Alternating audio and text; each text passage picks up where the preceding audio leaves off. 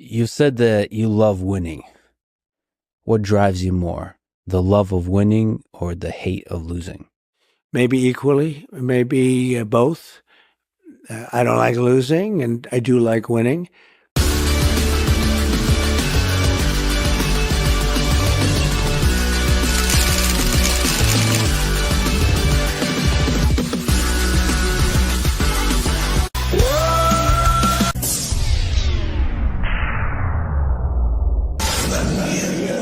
Say his name and he appears. This is a friendship that'll never ever end. Greetings and welcome to Winning Tonight. How's everybody doing out there? Hope you're all doing and living well.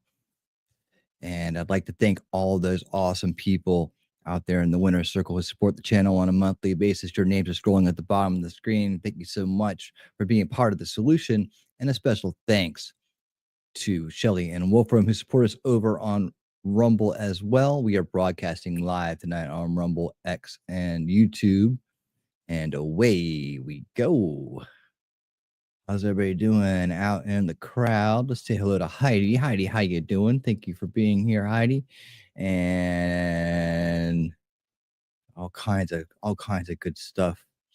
Roscoe Treat, what's up? How you doing from Nampa, Idaho? How you doing, man? Good to see you.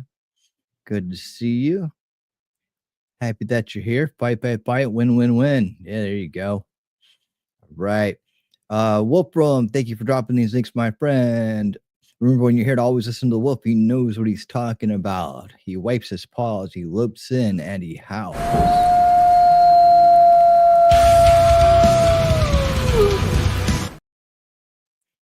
And that's how you know the Alpha Mod is in the house. All right. Who else we got here? We got Kay Marshall. What's up? How you doing, Kay? Good to see you. Welcome. And there's Shelly, our hostess with the mostest, talking trash and truths. And she is giving warm hugs to everybody as they come in the door. And guys, tonight we are going to be reviewing Trump's speech to Davos 2025. That is the WEF. He was not there in person. He did a video speech, and tell you what, it is awesome. It's pretty damn good. He pretty much put him in his place, said, all things you guys are doing sucks. We're not doing that shit anymore. But he's gonna put it in his own words. And the ass kissing that goes on there is hilarious. But you know that they're just cringing as they hear every word coming out of his mouth. Oh, great. Everything we've been working towards is going away. But at the same time, I'm sure they're scheming behind the scenes. But it is important that our leader goes out and confronts our enemies, and on whatever platform it is, and that he begins to take care of business.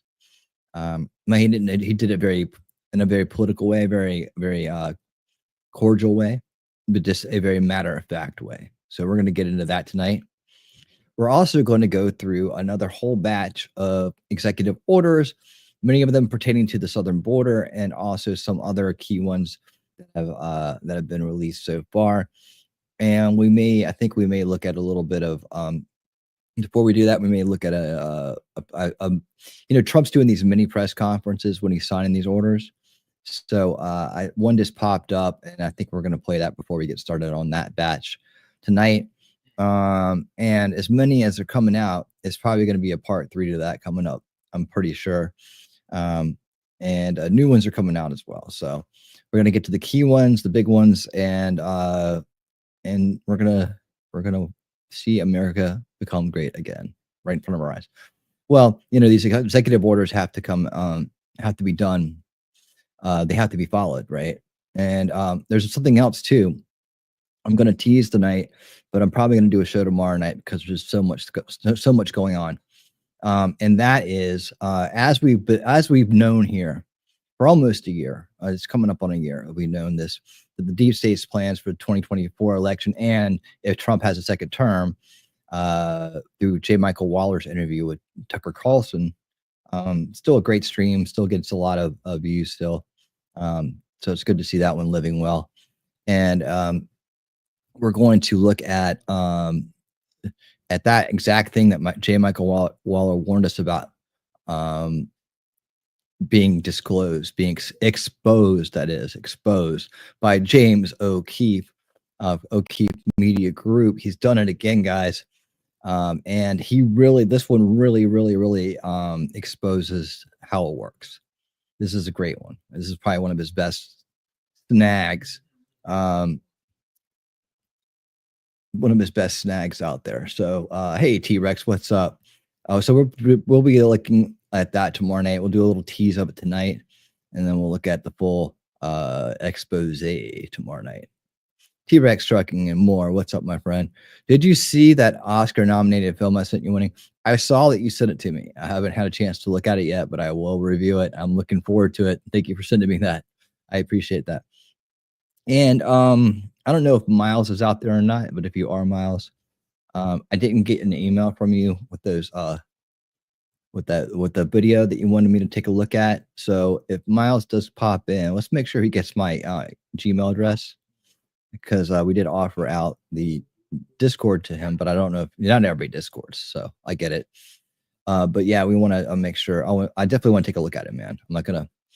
I don't just say, well, it's nothing. I'm gonna take a look at it. I want to see what you got.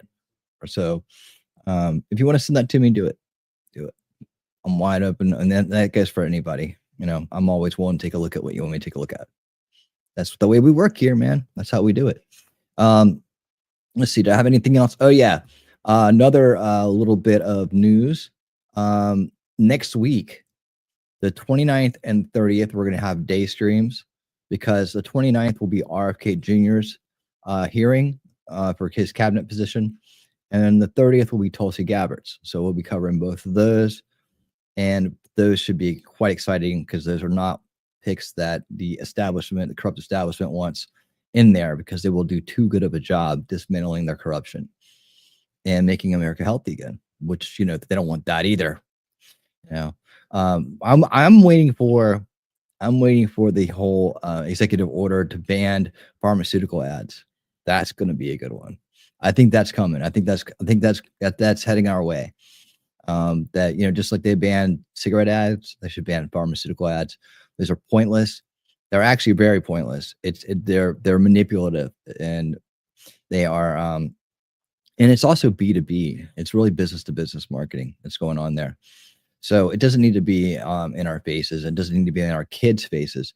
And a lot of times it makes people believe they have things they don't, or they ask for things they don't need. This goes on as we make America healthy again. Our medical industry has to evolve past the corrupt state that it's in right now. And that will lead to a lot better society in the long run. So that will be part of that transformation, is getting all these pharmaceutical ads to go away. And I think they will. Sir Frank Otter, what's up? I hope you're well as well. Good to see you. Happy that you're here. We're getting ready to get into Trump's address at the World Economic Forum in Davos. And let me tell you guys, I know some people out there will take a look and be like, oh man, if you even talk there, if you even do anything there, you're part of it. And the truth is that's not really the case. You have to confront it. You have to go there. A lot of people go there and blow the place up. And I'm talking about in a manner of blowing their plans up, or telling them they're full of it, or telling them that they're crazy, or that they're evil in their own kind of ways. Like the people there aren't. It's not some kind of vicious thing. It's more about being matter of fact around a bunch of people that are trying to be virtuous and altruistic in order to achieve something for themselves, like very manipulative. So you'll see what I mean when we watch it, and we're going to be watching it here very, very shortly. In fact, I already got it queued up. In fact, if I want to, I can just do this and just let you guys look at it as we talk a little bit more. I'm just letting some people get here, gather up, and get in, get ready. Things are going really well here at the channel. I'd like to thank Shizzy again for redirecting last night. We got a lot of good subs out of that. And We also are growing on Rumble as well. Let's see how we're doing on Rumble. We're there at 605. Let's climb on up. Remember, if you're on the Rumble side, we need you to thumbs up the video when you're watching, because that's how we get out in the algorithm, and you really help out a lot. If you like the base takes, if you like being part of the solution, if you like the thoroughness that I offer here, then please, please, please hit the thumbs up and be part of the solution. Love to have you. Love to have you be part of it. And also hit follow. And as far as X goes, you know, we're rebuilding that channel after the original channel was unfairly suspended permanently. And so I still have to rebuild that, but it's there, and I'm putting content out. So for those of you who watch on X, thank you so much. I really do appreciate you guys. It does mean a lot that you guys are doing that. And I'll try to get it back up to where it was by the end of the year. How about that? You know, it's it's like I don't want to, you know, it's like I'm not real motivated because of past experiences. Just you put a lot of time and effort in that when there's so much else going on. So it's kind of back burnerish, but you know, if it was to grow, you know, take off massively organically without you know, me going out and following a bunch of channels that are following me back and all that, that would be great. X is a interesting space in terms of how you get people to, you know, interact and become part of it. I don't, you know, I think that it really spawns off of how big your other platforms are, or, you know, just if you're out there content engagement farming or you're grifting. Like, it's like that, if your goal is to content is to engagement farm or to grift, then you probably do really well out there, right? But if you're an honest straight up channel like mine, I think it has a lot to do with how your other platforms do. I don't know. We'll see. Maybe it gets better over time. But the one thing that it can need to improve is their customer service, because when unfair things happen because of bot activity or whatever, you know, bad, you know, toxic people, whatever causes things to happen, right? You need to be able to talk to a human being, and you can't do that right now. So we'll get there. But hey, welcome everybody that's here. Thank you guys so much for being here. Again, you guys rock. So without further ado, I think we're ready to get into this. Ladies and gentlemen, you're gonna see let's see. And I think we can do this at winning speed. I think it'll be just fine at winning speed. There we go. All right. So let's get this underway. This will be enjoyable. If you haven't seen it yet, you're gonna be like, wow, you know, what's he gonna do, right? Is, you know, he's gonna be Trump, and it's gonna be awesome. If you have seen it already, you're rewatching with us, thank you so much, and for coming here for the commentary. Let's get underway. Let's do this thing, and we'll put it about right there, and away we go.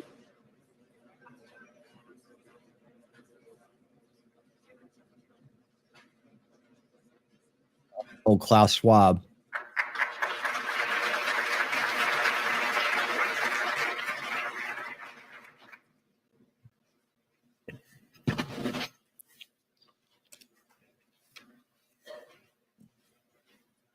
Evil incarnated. I thought he was going to step down this year. Hello. What great honor. This is the ass kissing.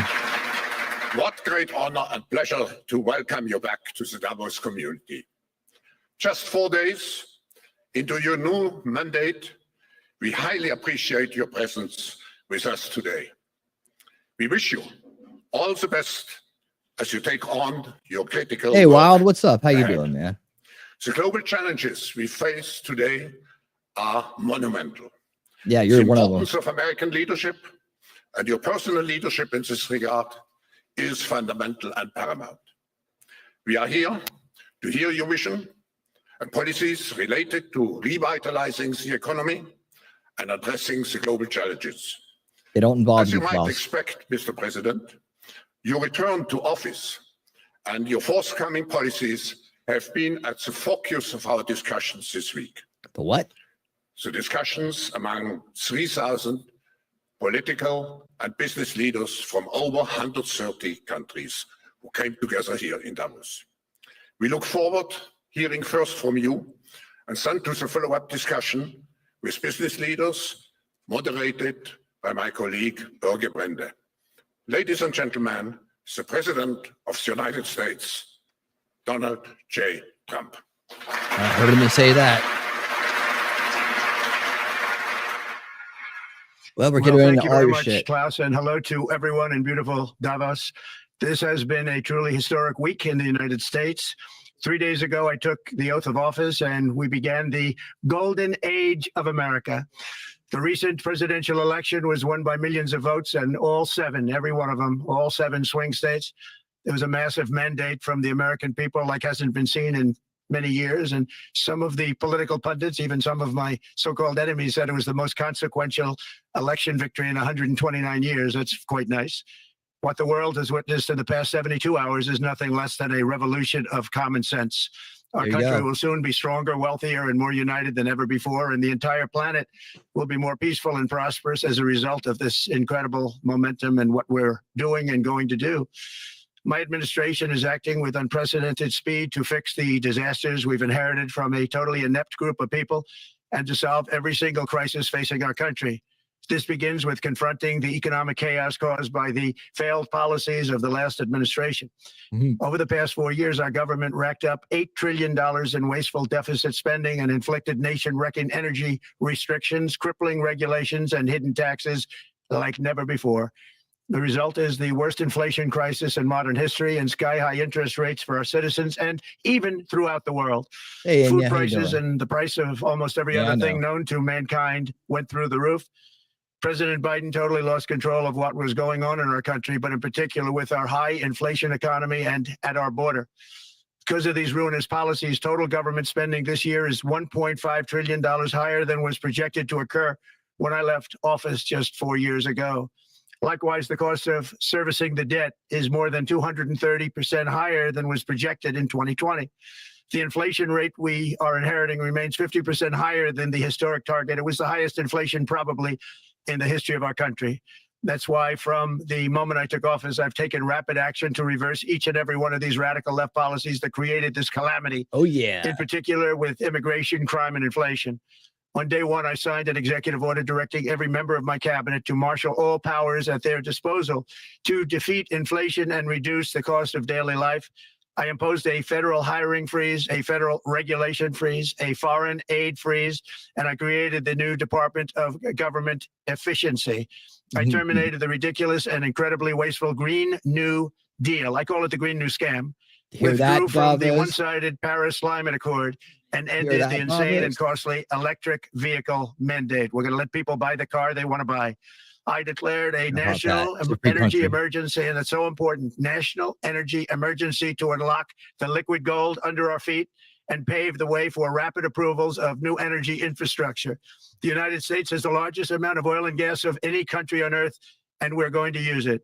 Not only will this reduce the cost of virtually all goods and services, it'll make the United States a manufacturing superpower and the world capital of artificial intelligence and crypto. My administration has also begun the largest deregulation campaign in history, far exceeding even the record-setting efforts of my last term. In total, the Biden administration imposed $50,000 in additional regulatory costs on the average American household over the last 4 years. I have promised to eliminate 10 old regulations for every new regulation, which will soon put many thousands of dollars back in the pockets of American families. To further unleash our economy, our majorities in the House and Senate, which we also took along with the presidency, are going to pass the largest tax cut in American history, including massive tax cuts for workers and family, and big tax cuts for domestic producers and manufacturers. And we're working with the Democrats on getting an extension of the original Trump tax cuts, as you probably know, by just reading any paper. My message to every business in the world is very simple. Come make your product in America, and we will give you among the lowest taxes of any nation on earth. We're bringing them down very substantially. I'm your Huckleberry. Huckleberry, how you doing? But if you don't make your product in America, which is your prerogative, then very simply, you will have to pay a tariff, differing amounts, but a tariff which will direct hundreds of billions of dollars and even trillions of dollars into our treasury to strengthen our economy and pay down debt. under the Trump administration, there will be no better place on earth to create jobs, build factories, or grow a company than right here in the good old USA. That's right. Already Americans economic, and you can see this, I think, maybe even in your wonderful, wonderful room that you're all gathered together, so many of my friends, but Americans, the economic confidence is soaring like we haven't seen in many, many decades, maybe not at all. Upon my election, it was just announced that small business optimism skyrocketed by 41 points in a single month. That's the highest ever. There's never been anything like that. SoftBank has announced between a $100 and $200 billion investment in the U.S. economy because of the election result. And just 2 days ago, Oracle, SoftBank, and OpenAI announced a $500 billion investment in AI infrastructure. Other companies likewise have announced billions and billions and billions, adding up to trillions of investment in America, in the United States. And it's also reported today in the papers that Saudi Arabia will be investing at least $600 billion in America. But I'll be asking the Crown Prince, who's a fantastic guy, to round it out to around $1 trillion. I think they'll do that because we've been very good to them.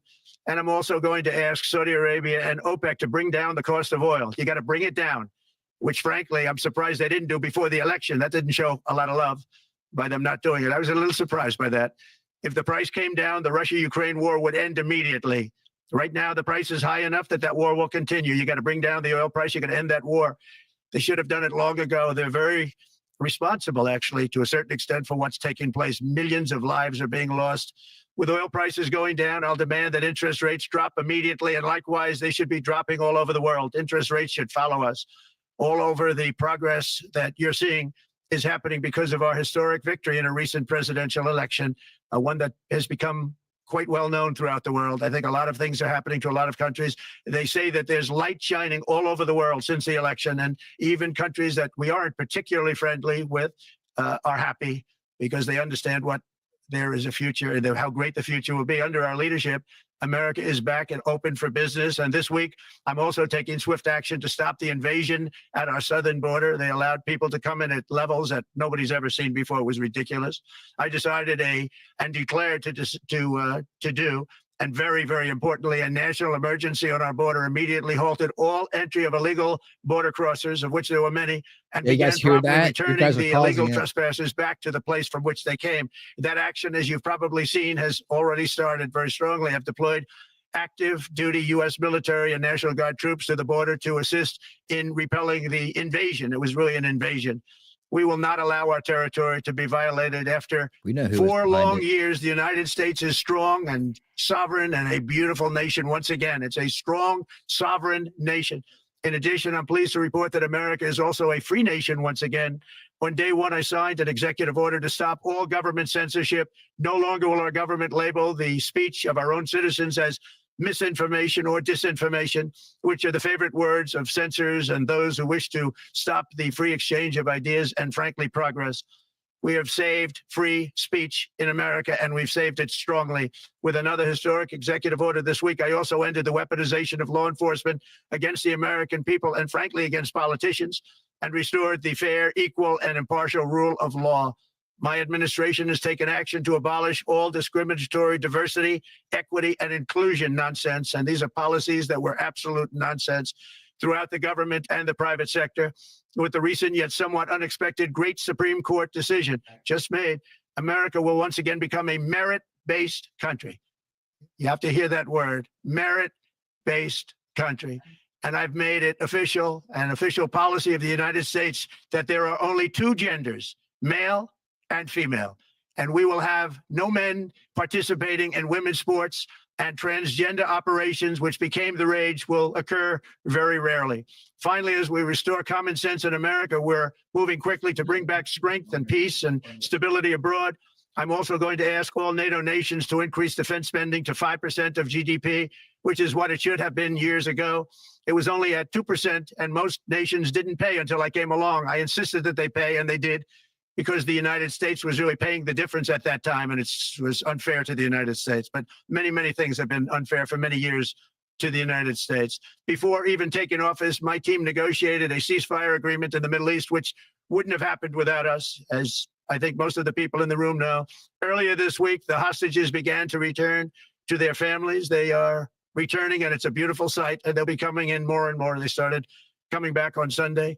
Our efforts to secure a peace settlement between Russia and Ukraine are now hopefully underway. It's so important to get that done. That is an absolute killing field. Millions of soldiers are being killed, and nobody's seen anything like it since World War II.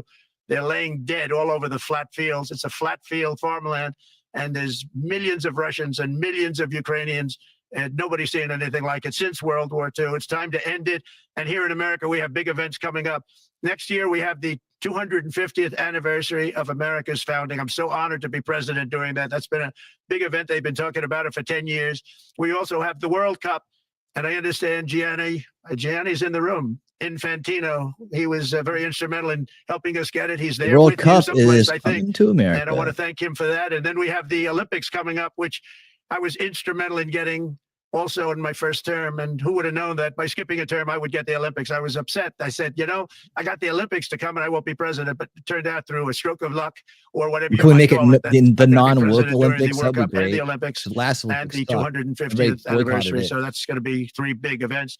And we've accomplished more in less than 4 days. We have really been working 4 days than other administrations have accomplished in 4 years. And we're just getting started. It's really an amazing thing to see. And the spirit and the light over our country has been incredible. Under the last administration, our nation has suffered greatly, but we're going to bring it back and make it greater, bigger, stronger, better Snipe, than what's ever up? before. How you doing? Good to see I want you. to thank everybody for being with you. I would have been there myself, except the inauguration was 2 days ago. I thought it might be a little bit quick to make it the first stop. But we'll get there one day. We hope to get there. But I do appreciate, I heard the audience is fantastic, and many of my friends are in the audience. And I will be taking questions now from some very distinguished people. Thank you all very much.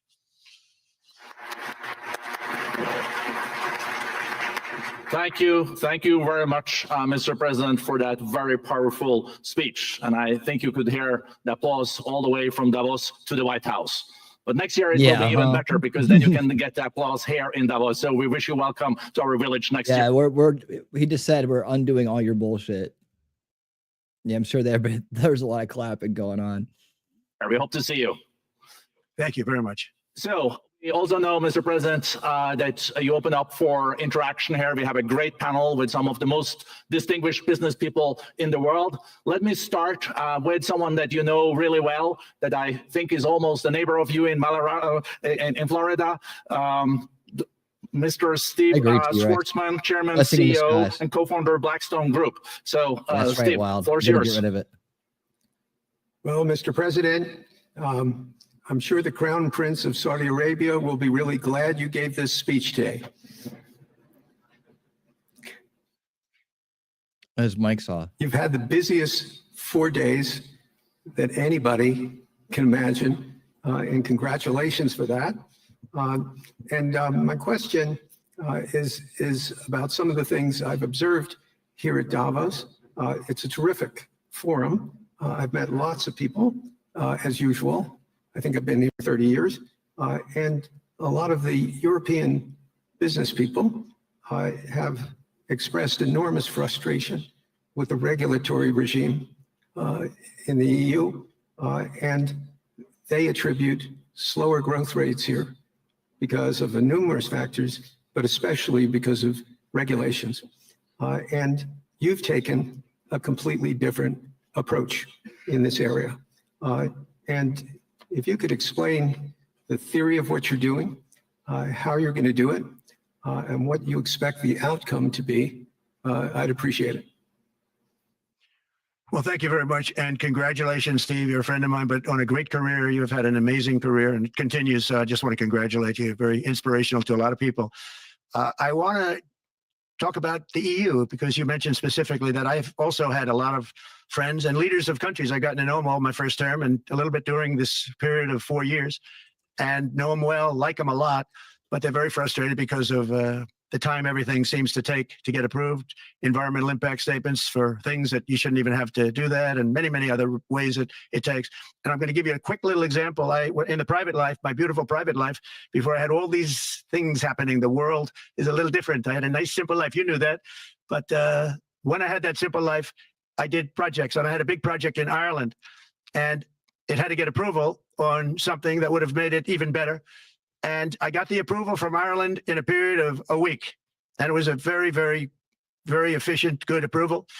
And they informed me, though, the problem is you're going to have to get it from the EU, and we think that'll take 5 to 6 years. And I said, you have to be kidding. And this was before politics. And I said, wait a minute, it's not that important. I don't want to go 5 or 6 years, but it would have been a big investment. It would have been nice, and it would have been good for the project.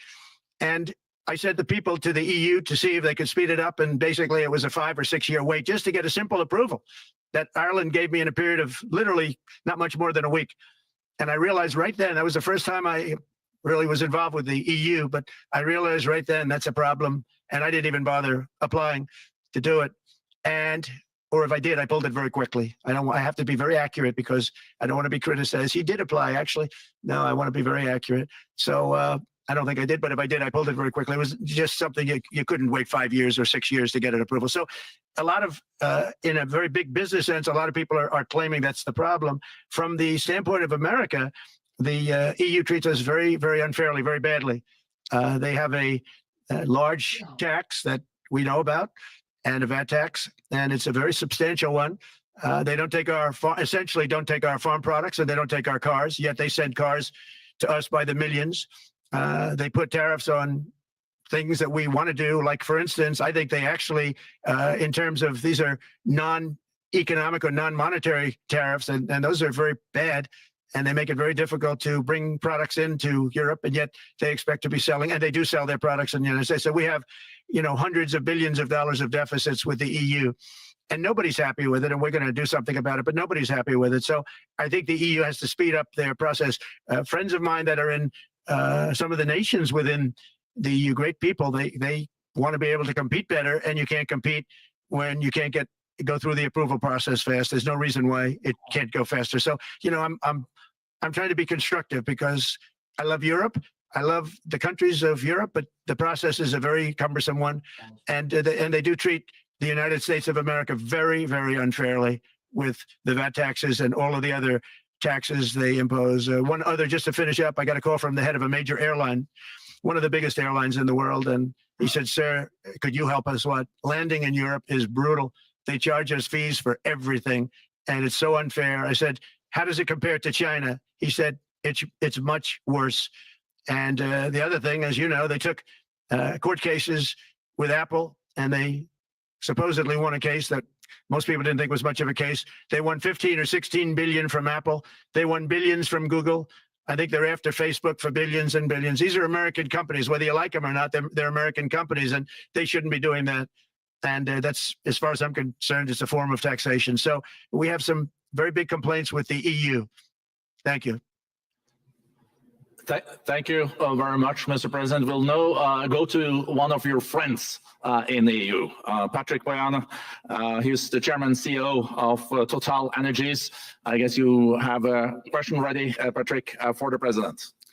Mr. President, as we understand, energy is at the top of your agenda, and it's an honor for me to represent the energy industry tonight in this panel. Total Energies is indeed the fourth largest oil and gas and electricity company. Hold on, that guy's going a little fast. I'm going to slow it down.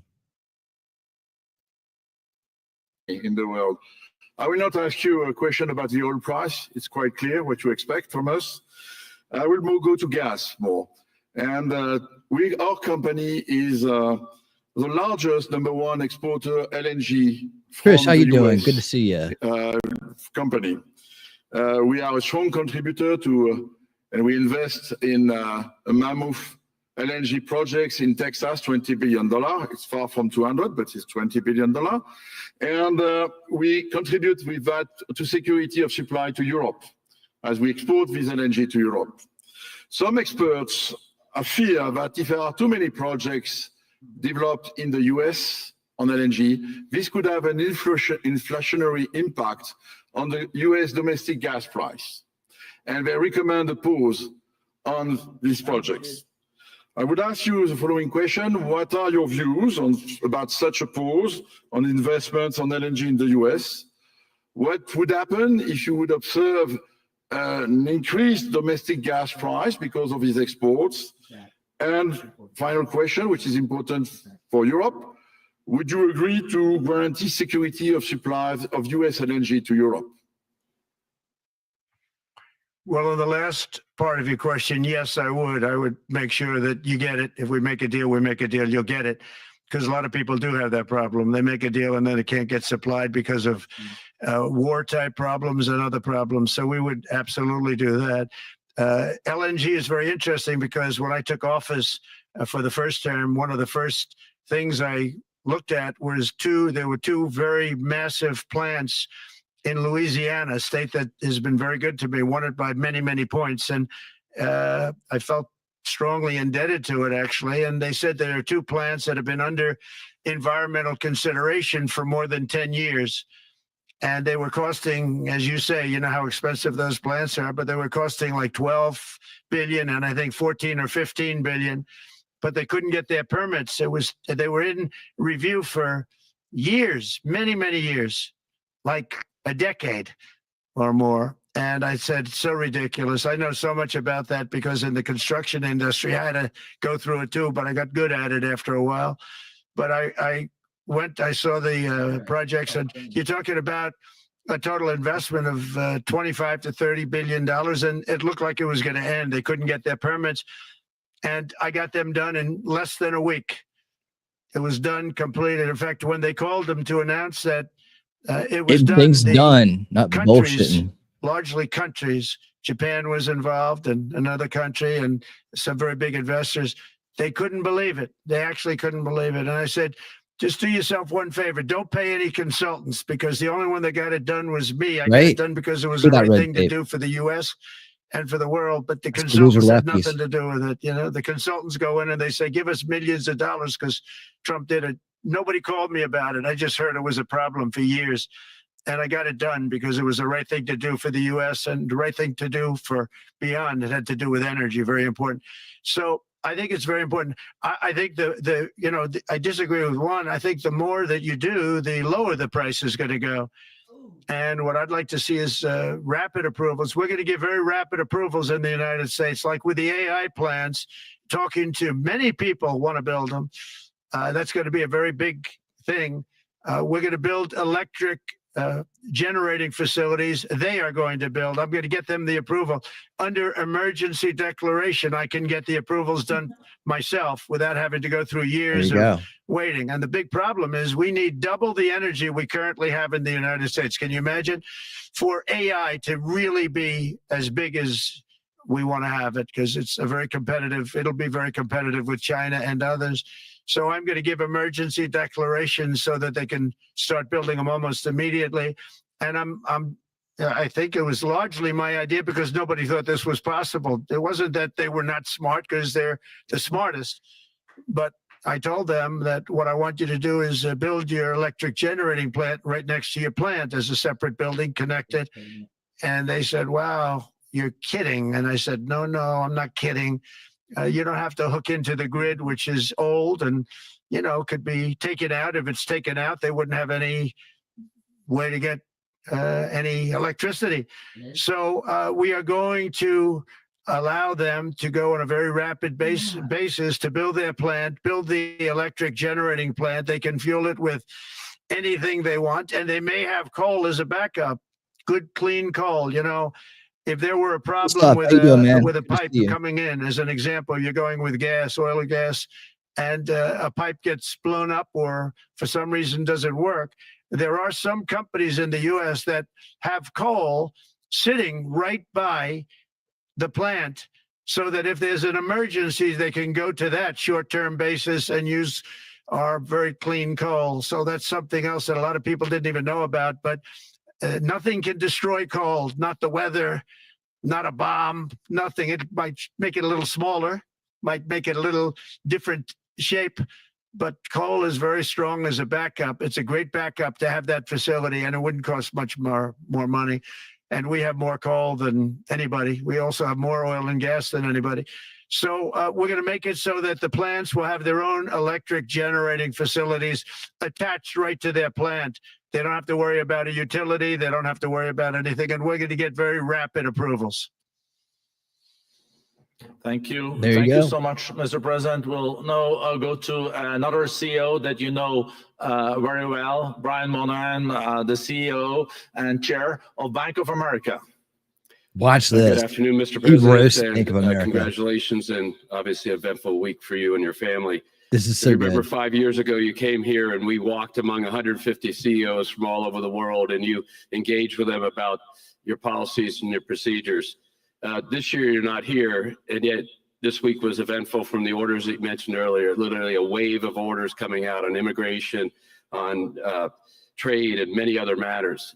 And so, as a representative of the United States here, we got a lot of questions about what does all this mean and how would the president square this with his clear focus on growth, prosperity, market growth, stock market growth, a good bond market, and bringing down prices. So how do you think about the impact of all these orders and how fast they come out, and how you're going to balance them with that scorecard of being successful in both continuing GDP growth, bringing down inflation, and also having a good stock price appreciation for the American citizen? Well, I think it's going to actually bring down inflation. It's going to bring up jobs. We're going to have a lot of jobs. We're going to have a lot of companies moving in. You know, Brian, we're at 21%. It was at 40%, and I got it down to 21%, the corporate tax. And it was actually, if you look at state and city, it was in many cases much higher than 40%. I got it down to 21%.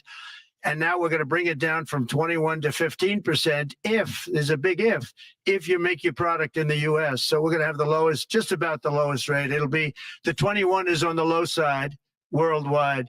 The 15 is about as low as it gets. And by far the lowest of a large country, a large, you know, rich, powerful country by far, not even a contest. So we're going to bring it down to 15% if you make your product in the USA. So that's going to create a tremendous buzz. We're also probably going back to the 1 year deduction where we deduct, you know, we did that originally, and that was amazing what the impact that had, the 1 year deduction, which built up over a period of time and then it expires. But we're going to go back to that when we do the renewal of the Trump tax plan. We have to get Democrats to approve it. But, you know, if the Democrats didn't approve it, I don't know how they can survive with about a 45% tax increase, because that's what it would be. And so I think they're going to do. We've been working along with them pretty well. I think it's very hard for a political group to say, let's charge people 45% more.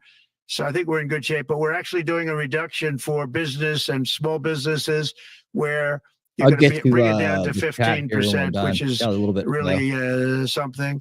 And by the way, speaking of you, and you've done a fantastic job, but I hope you start opening your bank to conservatives, because many conservatives complain that the banks are not allowing them to do business within the bank. And that included a place called Bank of America. This they don't take conservative business.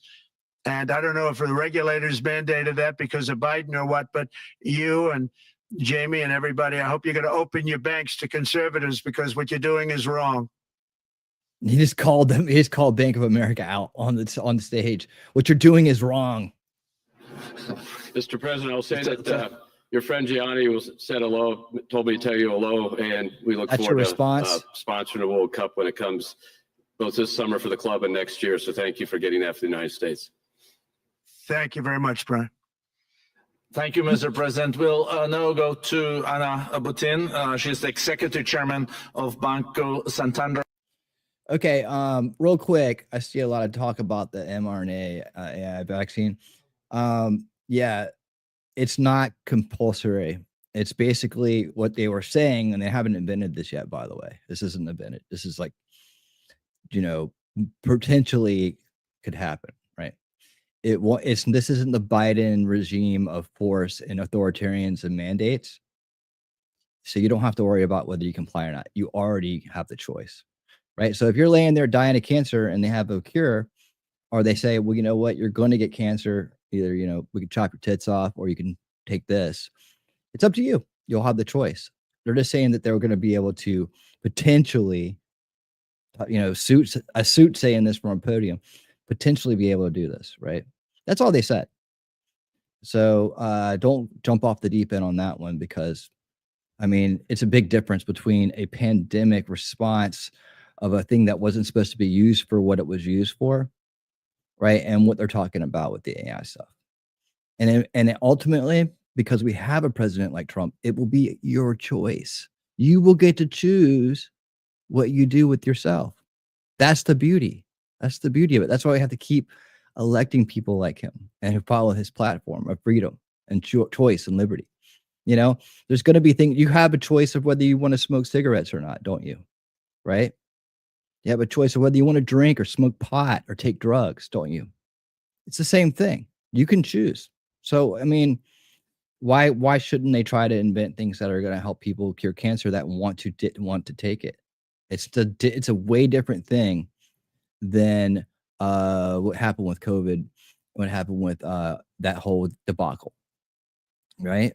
And now that people are more wise about it, they can make decisions about whether they want to take it or not. I know people that would never take it, even if it saved their life, right? And I've never been keen on the vaxes. So, but man, and my whole problem with the vaxes have always been the engineering and the schedule, right? Not the fact that immunization is a true and proven science, because it is. I mean, it's what the companies had done to it and what the medical industry had done to the scheduling of it and what it had done to kids, right? There was no excuse in the world for that kind of schedule and that kind of implementation. And there was no excuse in the world for combining a bunch of them together and throwing a bunch of shit in there that's going to change and alter what the original science is. That's called the engineering process. So my problem, and most people that have a problem with vaccines, the problem is the engineering of them, the current product itself, and the schedule. And that's the majority. And unfortunately, there's a lot of people out there that have a wrong idea about it, and they get mixed in with the people that are trying to improve the process. And I would like to see it improve. Now, the schedule has to be realistic. You don't, giving a young child that much dosage of stuff is ridiculous. And I told a story too when my kid was born. I asked the doctor, I was like, why so many so fast? He couldn't answer. I was like, well, then it's a business decision. So we ain't participating. He can get it later on in life if he wants to, but that's it. But no, it will, don't go off the deep end on this whole thing. It's going to be up to you in the long run. And if you're laying there and you have a choice between that or no, you can choose no. That's the beauty of it. That is the beauty of it. So don't let it get y'all worried about some shit like you have to go out and protest about it. Like, to give some, if you believe in freedom of choice, then people should be able to choose if they want to take it or not. One of the big European banks and also in the US. So, Anna. Mr. President, congratulations on a historic victory. I believe you don't know me as well as my fellow panelists, so a few words. Santander is one of the largest banks in the world by number of customers, 170 million. That's more than my friend Brian or my friend Jamie have. And those... They fixed the regulation. That's coming. That was cheeky. We're a big investor in the United States. We have many million customers, 12,000 employees. We're one of the largest auto lenders. And we recently launched a fully digital bank called Open Bank. We strongly believe banks have a pivotal role in the economy, and we can accelerate growth and help many more customers. That's what we're doing in the United States. So, as Brian pointed out, we very much welcome your focus on deregulation and reducing bureaucracy. So my question is, what are your priorities in this regard, and how fast is this going to happen? Thank you very much. I think it's going to, thank you and congratulations. I know very much about your bank, and you've done a fantastic job. Congratulations. We are going to move very quickly. We've moved very quickly. We've done things in the last 3 days that nobody thought were possible to do in years. And it's all taking effect. It's going to have a huge impact on the economy, a huge positive impact. Money was being wasted on crazy things. I mean, the Green New Deal was such a total disgrace, how that was perpetrated. And it was conceived of by people that were average students, less than average students, I might add. AOC. And never even took a course in energy or the environment. It was just a game. Remember, the world was going to end in 12 years. Remember that? Well, the 12 years has come and gone. It was going to end. It was going to all foam into earth. But, the time has come. These people, and they really they really scared the Democrats large. I can't say the Republicans. The Republicans maybe could have fought harder to stop it, but it's been a tremendous waste of money. You know, during my 4 years, we had the cleanest air, we had the cleanest water, and yet we had the most productive economy in the history of our country. We had the most productive economy until COVID came. We had the most productive in the history of our country by far, and actually, you can look worldwide. We were beating everybody from China to everybody else. So, and we think we really now, with what we have learned and all of the other things that have taken place, we think we can even far surpass that, actually far surpass it. But we do, one thing we're going to be demanding is we're going to be demanding respect from other nations. Canada, we have a tremendous deficit with Canada. We're not going to have that anymore. We can't do it. I don't know if it's good for them. As you probably know, I say you can always become a state.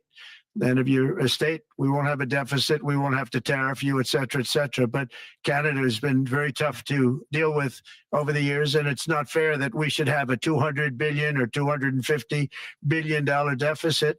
We don't need them to make our cars, and they make a lot of them. We don't need their lumber because we have our own forests, et cetera, et cetera. We don't need their oil and gas. We have more than anybody. So, you know, just as an example, with Mexico, we're dealing with Mexico, I think, very well. And we're just, you know, we just want to be treated fairly with other nations, because there's hardly a nation in the world, and I blame this on us, and I blame it on politicians that, for some reason, mostly it's stupidity, but you could also say other reasons, but mostly stupidity. They've allowed other nations to take advantage of the U.S., and we can't allow that to happen anymore. You know, we have debt. It's a very small debt when you compare it to the value of the assets that we have, but we don't want to do that. We want to just have debt be obliterated, and we'll be able to do that fairly rapidly. And a lot of good things are going to happen. And honestly, good things are going to happen for the world, and good things are going to happen for the people that are dealing with us, allies and beyond allies. One thing very important, I really would like to be able to meet with President Putin soon and get that war ended. And that's not from the standpoint of economy or anything else. It's from the standpoint of millions of lives are being wasted. Beautiful young people are being shot in the battlefield. You know, the bullet, very flat land, as I said, and the bullet goes, there's no hiding. And a bullet, the only thing going to stop the bullet is a human body. Or a drone. And you have to see, I've seen pictures Lots of drones of what's over there. taken place. It's a carnage, and we really have to stop that war. That war is horrible. And I'm not talking economy. I'm not talking economics. I'm not talking about natural resource. I'm just talking about, there's so many young people being killed in this war. And that's not including the people that have been killed as the cities are being, you know, knocked down building by building. So we really should get that stopped. Likewise, in the Middle East, I think we've made a lot of progress in the Middle East, and I think that's gonna come along pretty well. Thank you, Mr. President. So we know that Let me see. Okay. the most consequential relationship in the Hold on. I don't want the conversations to get lost in the chat here. So let me go back in between questions and address some of the chat. Let's see. There's still some talk about this. Let's see. All right, here we go. Let's see. You say it seems very naive considering what we just experienced. Well, I don't think that this is the last administration. So it's not really naive. We worked hard to defeat the corrupt establishment so that we could undo what they did and restore our freedoms. You will have the right to say no if you don't want it. Is that clear enough? I mean, nobody's going to be holding a gun to your head and telling you to take this. The mandates came out under Biden, not Trump. Yeah, did Trump have some bad advice on this in a weird situation that none of us had ever lived through in our lifetime, experienced? I mean, what kind of perfection are you thinking is supposed to be coming from Trump in that situation? We were all there, right? We know what we were getting hit with. It was just another plan, another play, you know. It's just like we had to see how it was going to work out, to understand it better. But the warp speed thing, that was to help get the freaking world back on its feet from his standpoint. And he was listening to some bad, some bad advice, and everybody else did too. But at the same time, the mandates weren't his. So why do you think that he would put mandates on you for something that you may or may not need that isn't even invented yet? You're going to worry about that? I don't know, man. And I don't think that, what do you mean by accountability? Like, what do you want? 100%. And so if Trump doesn't live up to your expectations, then he's a eugenicist of the New World Order. This is the New World Order right here. We're looking at it, by the way. You see it? It's on screen. That's it. That's all there is. There's no secret club. New World Order is an economic plan, and even we have a New World Order plan. Everybody has a world order plan, right? Even ours is different. Ours is like liberty, freedom, sovereignty. That's the world order that we want. We want America on top, America first. That's our world order. You see, everybody has a world order. It's just that we're talking about now, here's the thing that people always miss with this statement. It's the globalist New World Order. That's the one that Jones has been talking about. That's the one everybody's been warning about since the 90s because of Agenda 21 and then Agenda 2030. And then it gets construed and misconstrued in conspiracy grifty circles, right? Where people start adding and adding and adding to it. And these are just people's opinions that don't have any idea what they really know about it, right? And some people's imaginations, they imagine an army and an organization called the New World Order. There's no such thing. This is it. The globalist New World Order is what it is. And there's been New World Orders before this one, and before this one, and before this one.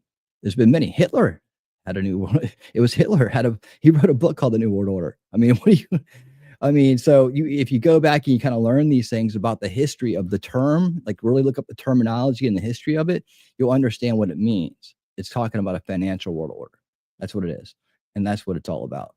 So hopefully that answers your question. And I would say maybe think about the fact that, the way things lined up with the mandates of this mRNA, not a vaccine thing that they put out, that Biden administration was trying to shove, the authoritarian, leftist, Marxist-based Biden administration was trying to shove down everybody's throat. This is the opposite. This is the anti-establishment. So this is what is going in the opposite direction that opposes it.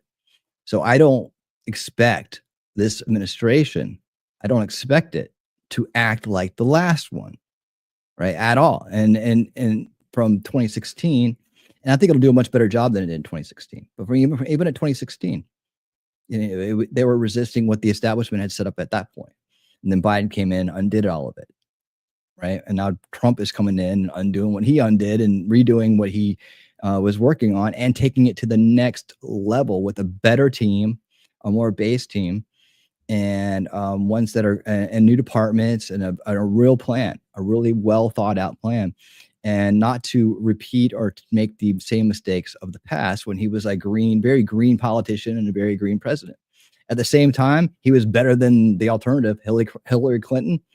He was better than Joe Biden in 2020 for sure. We saw what happened for that 4 years when he didn't make it. We didn't get in due to shenanigans, right? And then we're going to see already in the first few days of his administration, and we're going to read through the executive orders part 2 here tonight in a little while to see how effective he's already being, right? And how opposite he's already being of the last administration. So I hope that clears things up for you. All right, here we go. Let's do this next part. There we go. The world is between the US and China. US 28% of the global economy, China close to 20. That's almost half of the global GDP. And we know that you called President Xi Jinping last Friday. We heard that you had a good discussion. How do you see the relationship between the US and China in the next 4 years under your leadership? He called me, but I see it very good. I think that we're going to have a very good relationship.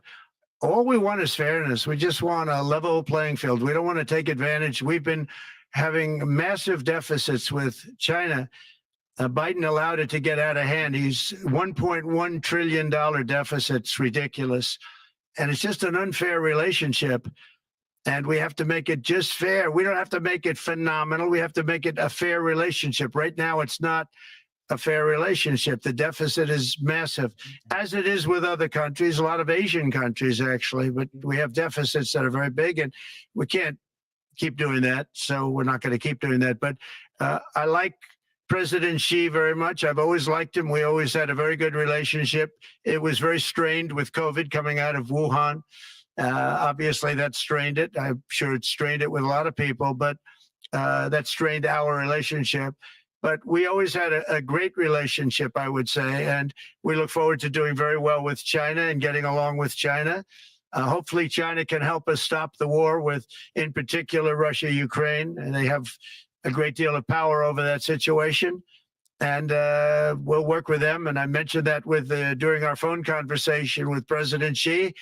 And hopefully we could work together and get that stopped.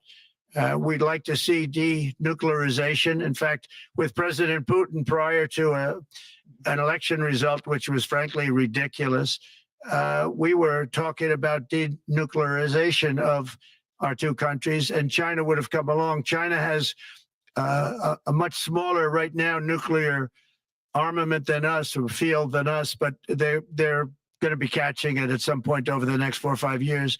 And I will tell you that President Putin really liked the idea of cutting way back on nuclear. And I think the rest of the world, we would have gotten them to follow. And China would have come along too. China also liked it. Tremendous amounts of money are being spent on nuclear. And the destructive capability is something that we don't even want to talk about today because you don't want to hear it. It's too depressing. So we want to see if we can denuclearize, and I think that's very possible. And I can tell you that President Putin wanted to do it. He and I wanted to do it. We had a good conversation with China. They would have been involved, and that would have been an unbelievable thing for the planet. Mr. President, when you're back here in Davos next year, will there be then a peace agreement with Ukraine and Russia by then? Well, you're going to have to ask Russia. Ukraine is ready to make a deal. Just so you understand, this is a war that should have never started. If I were president, it would never have started. This is a war that should have never, ever been started. And it wasn't started during there was never even talk about it. I knew that it was the apple of President Putin's eye, but I also knew that there was no way he was going in, and he wasn't going to go in.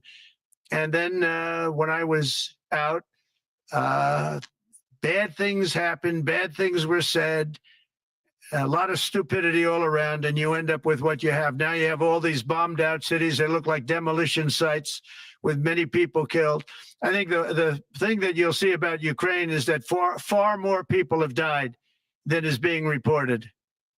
And I've seen that. But far, far more people have died. When you look at a city that's become a demolition site where big buildings have been collapsed by missiles hitting them and everything else. Endurance. And they say one person was slightly injured.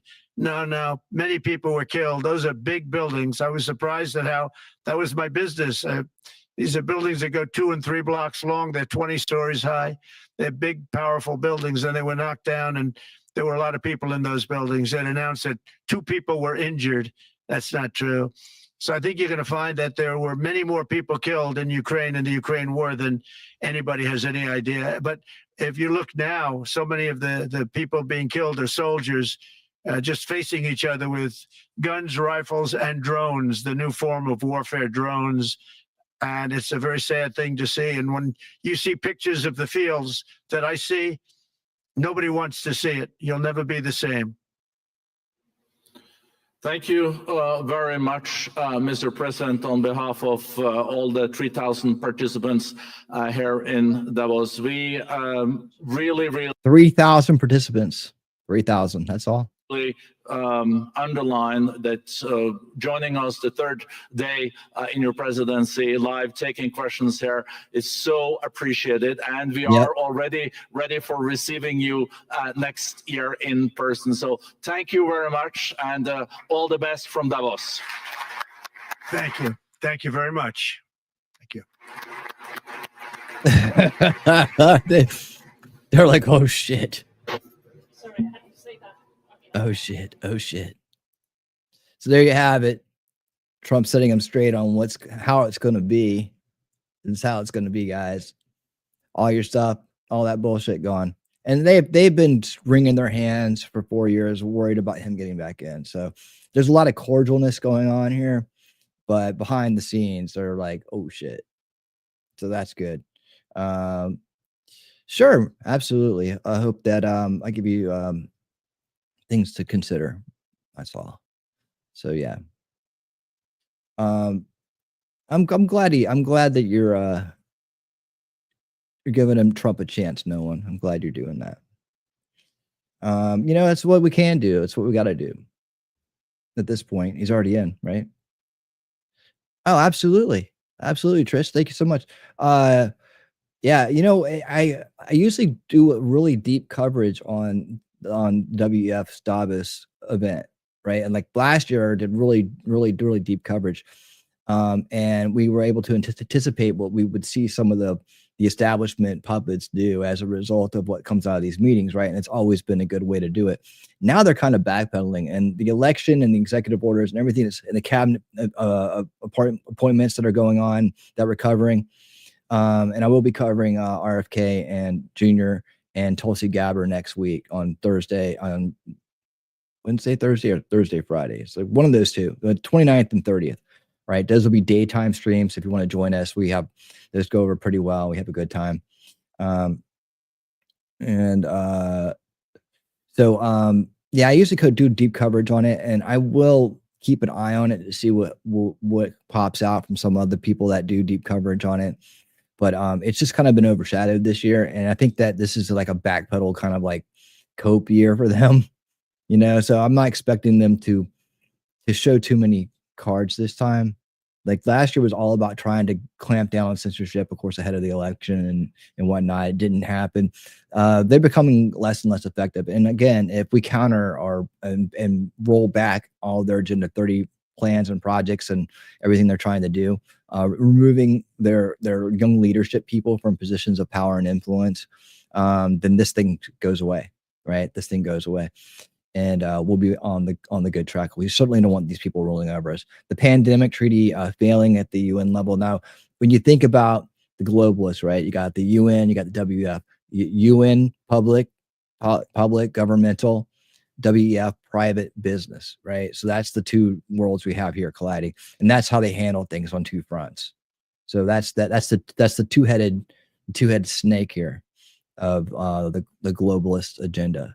And so they do it, and they work together on that. So with the UN failing and getting ready to get hammered, I believe, we'll see a rollback on all that stuff. Hopefully so. And the cool thing about it is you got people in there that understand the game, right? You got people in there that like Vivek, right? That understands what's going on with these people and what is important to prioritize and how to counteract a lot of this stuff.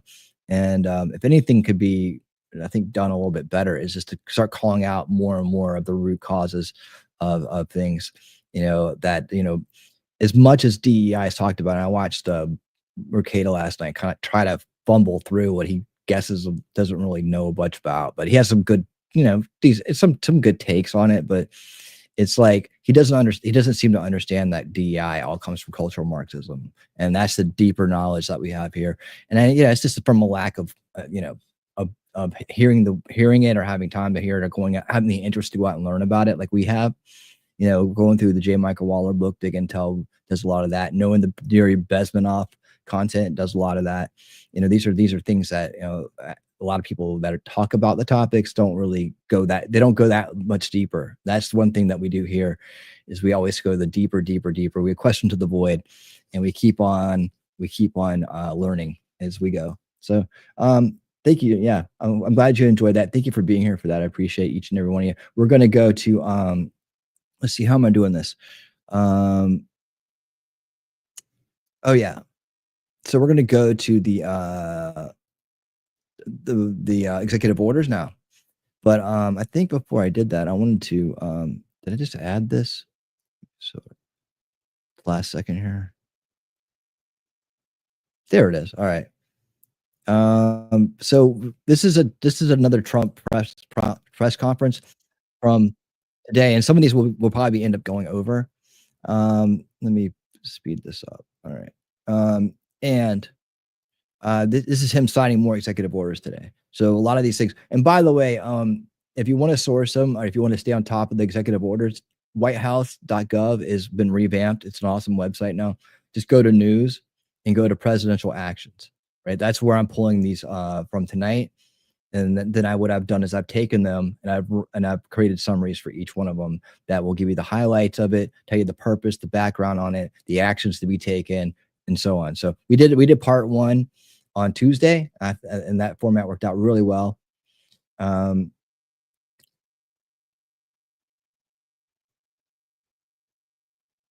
Yeah, no one. Yeah, you got that right. No, it is. It's meant to collapse. And if you want to learn more about this and where it came from originally, like J. Michael Waller's book, Big Intel, we do that on Unwavering the Game. We read the book already. We're now on to Government Gangsters by Kash Patel. But if you read that book, man, I recommend the book. People that have listened to my recommendation and read it, I've been like, man, this is awesome. Thank you. So yeah, there you go. There's the playlist of each episode we did. So if you want to listen along with us and hear my commentary, I'm really quiet during the book reading. I tend to do a kickoff show for like about an hour and some related content. We read some chapters in a night, and then I did interviews with J. Michael Waller afterwards that hit on all of these topics. And this is like that right there is you go to that, man, you'll know the background of it, where it came from, where it's been used in other countries, critical race theory, coming out of critical theory, which comes from cultural Marxism, and how that's been behind all the world wars, and man, he just does a great job of like filling in the gaps, like just phenomenal job of filling in the gaps. So if you're familiar with like the Yuri Bezmenov content, which I did a stream on, I've done 2 streams on that. The last one I think is pretty good, where we go through all of his content and talk about ideological subversion, right? He has a chapter on Yuri in the book, but he fills in everything else around it. The content, just watching Yuri and those talks, can't do. And so I just can't say enough about it. And so if you're interested in this topic and you want to learn more about it, but yeah, and my thing about it is that elitism is over top of racism, sexism, and all that stuff, because elitism thinks, when you're an elitist mindset and you suffer from elitism, you believe that you're better than everybody else. So it doesn't matter what sex, race, or whatever. You'll take a side to divide and conquer with that. And that's really where I say it comes from. I call racism elitism with an agenda, right? And that's really what it is. It's really what it's been. Superiority with an agenda, right? And who benefits from it? The people who wield it, right? That's what it is. So anyways, hopefully that's helpful. Yeah, there you go. There's the Unrigged the Games. There's the playlist for that. And yeah, there's one out there for Yuri too, the Yuri Bezmenov content. It's called the Complete Guide to Ideological Subversion. Yeah. So that's all along these lines. And that's what a lot of these executive orders he put out the other day are going to counteract that. Now, like I was saying, I was like, I'd like to see it take the next step and be like, we got to call out cultural Marxism as a root cause system, as something that needs to be thought about and prevented from ever, amassing to the point that it has in our society right now. And if you're new here, you may or may not heard me talk about solution culture and what that's about. And that's about putting in preventative measures on a generational basis, like fighting the generational battle by arming the up and coming generations with ways to resist the influence of ideological subversion and other types of mind control that's out there, information-based mind control that's out there, and rolling it back. So within several generations, it's just something that's looked at like the plague. Like you wouldn't want to be caught dead with Marxism, right? You wouldn't want to ever have that stigma, or you never would even want to introduce yourself to those crazy ideas, because the whole thing's a scam. The idea that the system that was put out by Marx in any way, shape, or form works is a scam. It's just a story in a book, right? But the authoritarians who funded the guy to write the book and helped put in the ideological aspects of it, which she put a story around, had plans to make people buy into it so they could co-opt them, win their hearts and minds, and then rule over them. And of course, the useful idiots are the first ones to get taken out when they do normalize, when they do take over places, as history has shown us many, many times. So there you have that. So thank you for that. All right, so let's move on to our next part there. Did I cover everything? I think I did. Did I get everybody else? If you're interested in winning, I'm making a Wolf Shifter book series and aim to put it on TV one day. Well, congratulations. Wow, how'd you do that, man? I don't know what Wolf Shifter is, but man, that's cool. You know, if it inspires you and you see it, make it happen, you know. And you can use AI to help you out a lot. You might want to look into some resources for book writing, or series writing, or scripting with AI. It'll help you organize and it'll help you move faster. It didn't have to do it for you. And also learn a little bit about prompting. It'll help you move through that better. But if it's a dream, make it come true, man. Make it come true. All right. Okay, good. I think I'm caught up. Not Shelly caught up where I go through every single comment, but caught up in the general sense. Okay, here we go. Oh, look, they're stealing my name. No, I'm just kidding. Everybody can use breaking news. All right, here we go. This is going to lead us into our review and rundown of the latest executive orders. I just want to kind of warm us up with this, so this won't take too long. We'll see how it goes. If it's good, we'll keep watching it. If not, we'll move on. You all set? Okay, very good. We signed some executive orders. They were very important. Talk about just about every transparency. case. And we'll go through the first one, please. Do you want to? Yeah, Mr. President, this is an executive order on crypto. We're going to be. Oh, sorry, we're doing that. I'm sorry. This is an executive order on AI. We're basically announcing the administration's policy to make America the world capital in artificial intelligence, and to dominate and to lead the world in AI. Do you want to say your name, your full name? David and Sachs, serial? AI design. David is one of the greatest in the world at AI. Most respected, probably there is.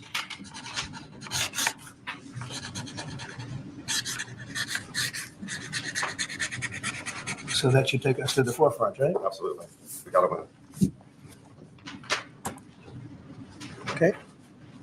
Thank you. That's it. And this, David, is? Yeah, this is the crypto EO. We're going to be forming an internal working group to make crypto, to make America the world capital in crypto under your leadership. Which is really going up, right? Absolutely.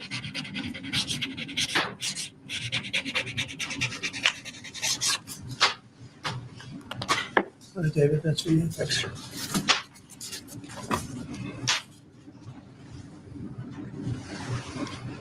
You find them exciting? They might not be exciting, but we're going to make a lot of money for the country. Thank you, sir. And so is David. You have to check him out. There's nobody like this guy. They said, "How did you get David Sachs? How did you do that?" And he's doing it for the country more than anything else. So we appreciate it, David. Thank you very much. This is an executive order establishing a presidential commission, an advisory commission on science and technology. Good. I've seen a lot of these already. There you go. Do you want to explain that a little bit? The basic idea is to get together top people from government, the private sector, technology industry, as well as educational institutions to make sure that America maintains its leadership position with respect to science and technology development in the years ahead. Good. That's great. Next, sir, we have a presidential memorandum encouraging departments and agencies in your government, including the Department of the Interior, to promote. You know, the one thing with AI is that it's happening because it's an evolution in information technology, right? And we want it here. You know, what you don't want is to have it come from some foreign source, whether it be med tech or whatever, right? Or we want it here because that way it's at least, you know, a little bit more trustworthy than, you know, coming from say China or other places that are going to try to jam on it, you know, and be our competition for it. And in a lot of ways they already are. I mean, so it's good to have these people. It's good to have it here, you know. If not, it's going to be somewhere, and it's better that it's in our backyard than across the ocean, right? And someplace that has an authoritarian government we don't trust, or, you know, is you get me, right? You get me? All right. Both federal recognition of the Lumbee tribe of North Carolina. I love the Lumbee tribe. So this is their first big step, right? This would be a huge step for them. Sir. Yeah, they were with me all the way. They were great. North Carolina, Lumbee Track.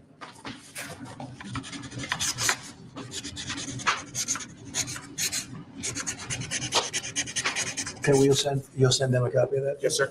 They were great. Okay, If you'd like, I could get them that pen, sir, as well. yeah, let's do that. Next, we have a set of pardons for peaceful pro-life protesters who were prosecuted by the Biden administration for exercising their First Amendment rights. Do you know how many? I believe it's 23, sir. 23 people were prosecuted. They should not have been prosecuted. Many of them are elderly people. They should not have been prosecuted. This is a great honor to sign this.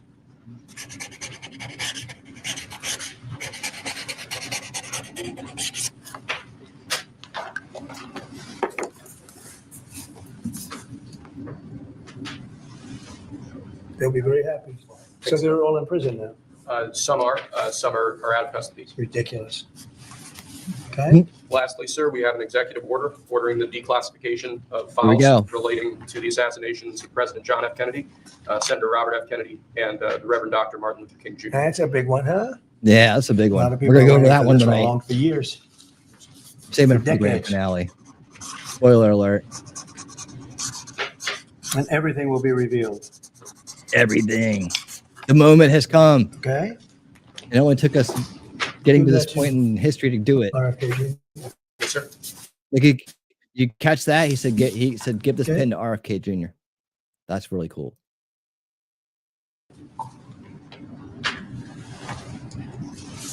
Okay, thank you. very Mr. much. President, a U.S. judge temporarily blocks the birthright citizenship order. Do you have any reaction? Hang on a second. We seem to be having a little bit of lag, so I'm going to stop it right there for just a minute. Let me talk about this for a second while the lag fixes itself. Usually takes about a second, a couple of seconds, maybe a minute sometimes. But yeah, it's about freaking time, right, Scott? It's about freaking time. Yeah, you're right. Nothing's worse than it's already happening, because that means we're way behind on it. Yeah, when it comes to that kind of stuff, that kind of like, quantum computing and the AI industry, man, that shit. Guys, I look into this stuff all the time, and I've been in the information technology field for 30 years. Man, I'm telling you, man, it's coming on strong, and you don't want the bad guys to be better at it than you. That's just the way it is. If you wanted to get rid of AI altogether, you'd have to take out every country, like just wipe them out, every country that is a threat to you. Then you could have whatever you want, right? But then you're living in kind of a very cookie cutter society, aren't you? You've molded it into things. Now you've become the authoritarian. You become the enforcer, right? Why? So you can stop something that you think might be bad for you, but your enemies are going to do it. It's like military. That's like why we have military, why we have intelligence, why we have all this stuff. It may not be ideal. And yes, it opens the door for a lot of corruption and bad acting, right? That's why we have to have good leadership. We have to not be able to be subverted by bad ideas. And that takes evolution in a lot of ways, not of our practices, right? And moving away from bad ideas like Marxism. Right. So, but as long as there's threats out there, as long as there's other countries out there that have those bad ideas and that operate on them at a much higher level and almost a complete adoption level, like your China and other places, we always have to unfortunately participate in things that we don't necessarily always want to participate in, like war and military spending and things like that. It'd be nice if everybody just got along, right? But that's not the case. That's not the way the world works. There's a battle between good and evil, and it's going to be fought no matter, where we're at. So it's just good to be on the good side and be strong so that you can counter the bad side and try to hold it off the best you can, and try to make the best for our people here and our families and our future generations. I mean, that's all we can try to do, All right, here we go. No, obviously will appeal it. They put it before a certain judge in Seattle, I guess, right? And there's no surprises with that judge. Mr. President, Senators Collins and Murkowski have now said they will vote against Pete Hegseth. Are you worried about his confirmation and your reaction? And no surprises there. It's too bad, since the way the way it is, too bad. And when would you adjourn Congress to make recess appointments, Mr. President? Well, I'd take a look at that. I'd listen to John Thune. He's doing a fantastic job. We're moving along. The Democrats are trying to delay government, as they always do. They can't help themselves. Even John Ratcliffe, who's very, very strong, very popular, and liked by the Democrats. I guess he gets a lot of Democrat votes. That's taking a long time, and it shouldn't be taking a long time. They're maxing everything out so they can delay everything as much as possible. So Senator Clarence support an effort to use recess appointments? Then they just got busted. I'd be willing to use recess appointments. It's up to We know John. this happening. We'll see. And John Thune's We know it's happening. We were warned it was happening. J. Michael Waller, Tucker Carlson interview. I've said it a million times. And then tonight, I will show it right after this. Okay, I'll give you the taster of what's going to come tomorrow night. The preview, right? A little taste of one of the White House staff talking about how they do obstruct and how it actually works. So it's going to be very interesting. Guy, great senator, knows his stuff inside out and backwards. But I would use recess appointments if he wants to do that. Absolutely. The Democrats are just delaying. They always delay. Mr. President, you spoke with the Saudi Crown Prince yesterday. Who?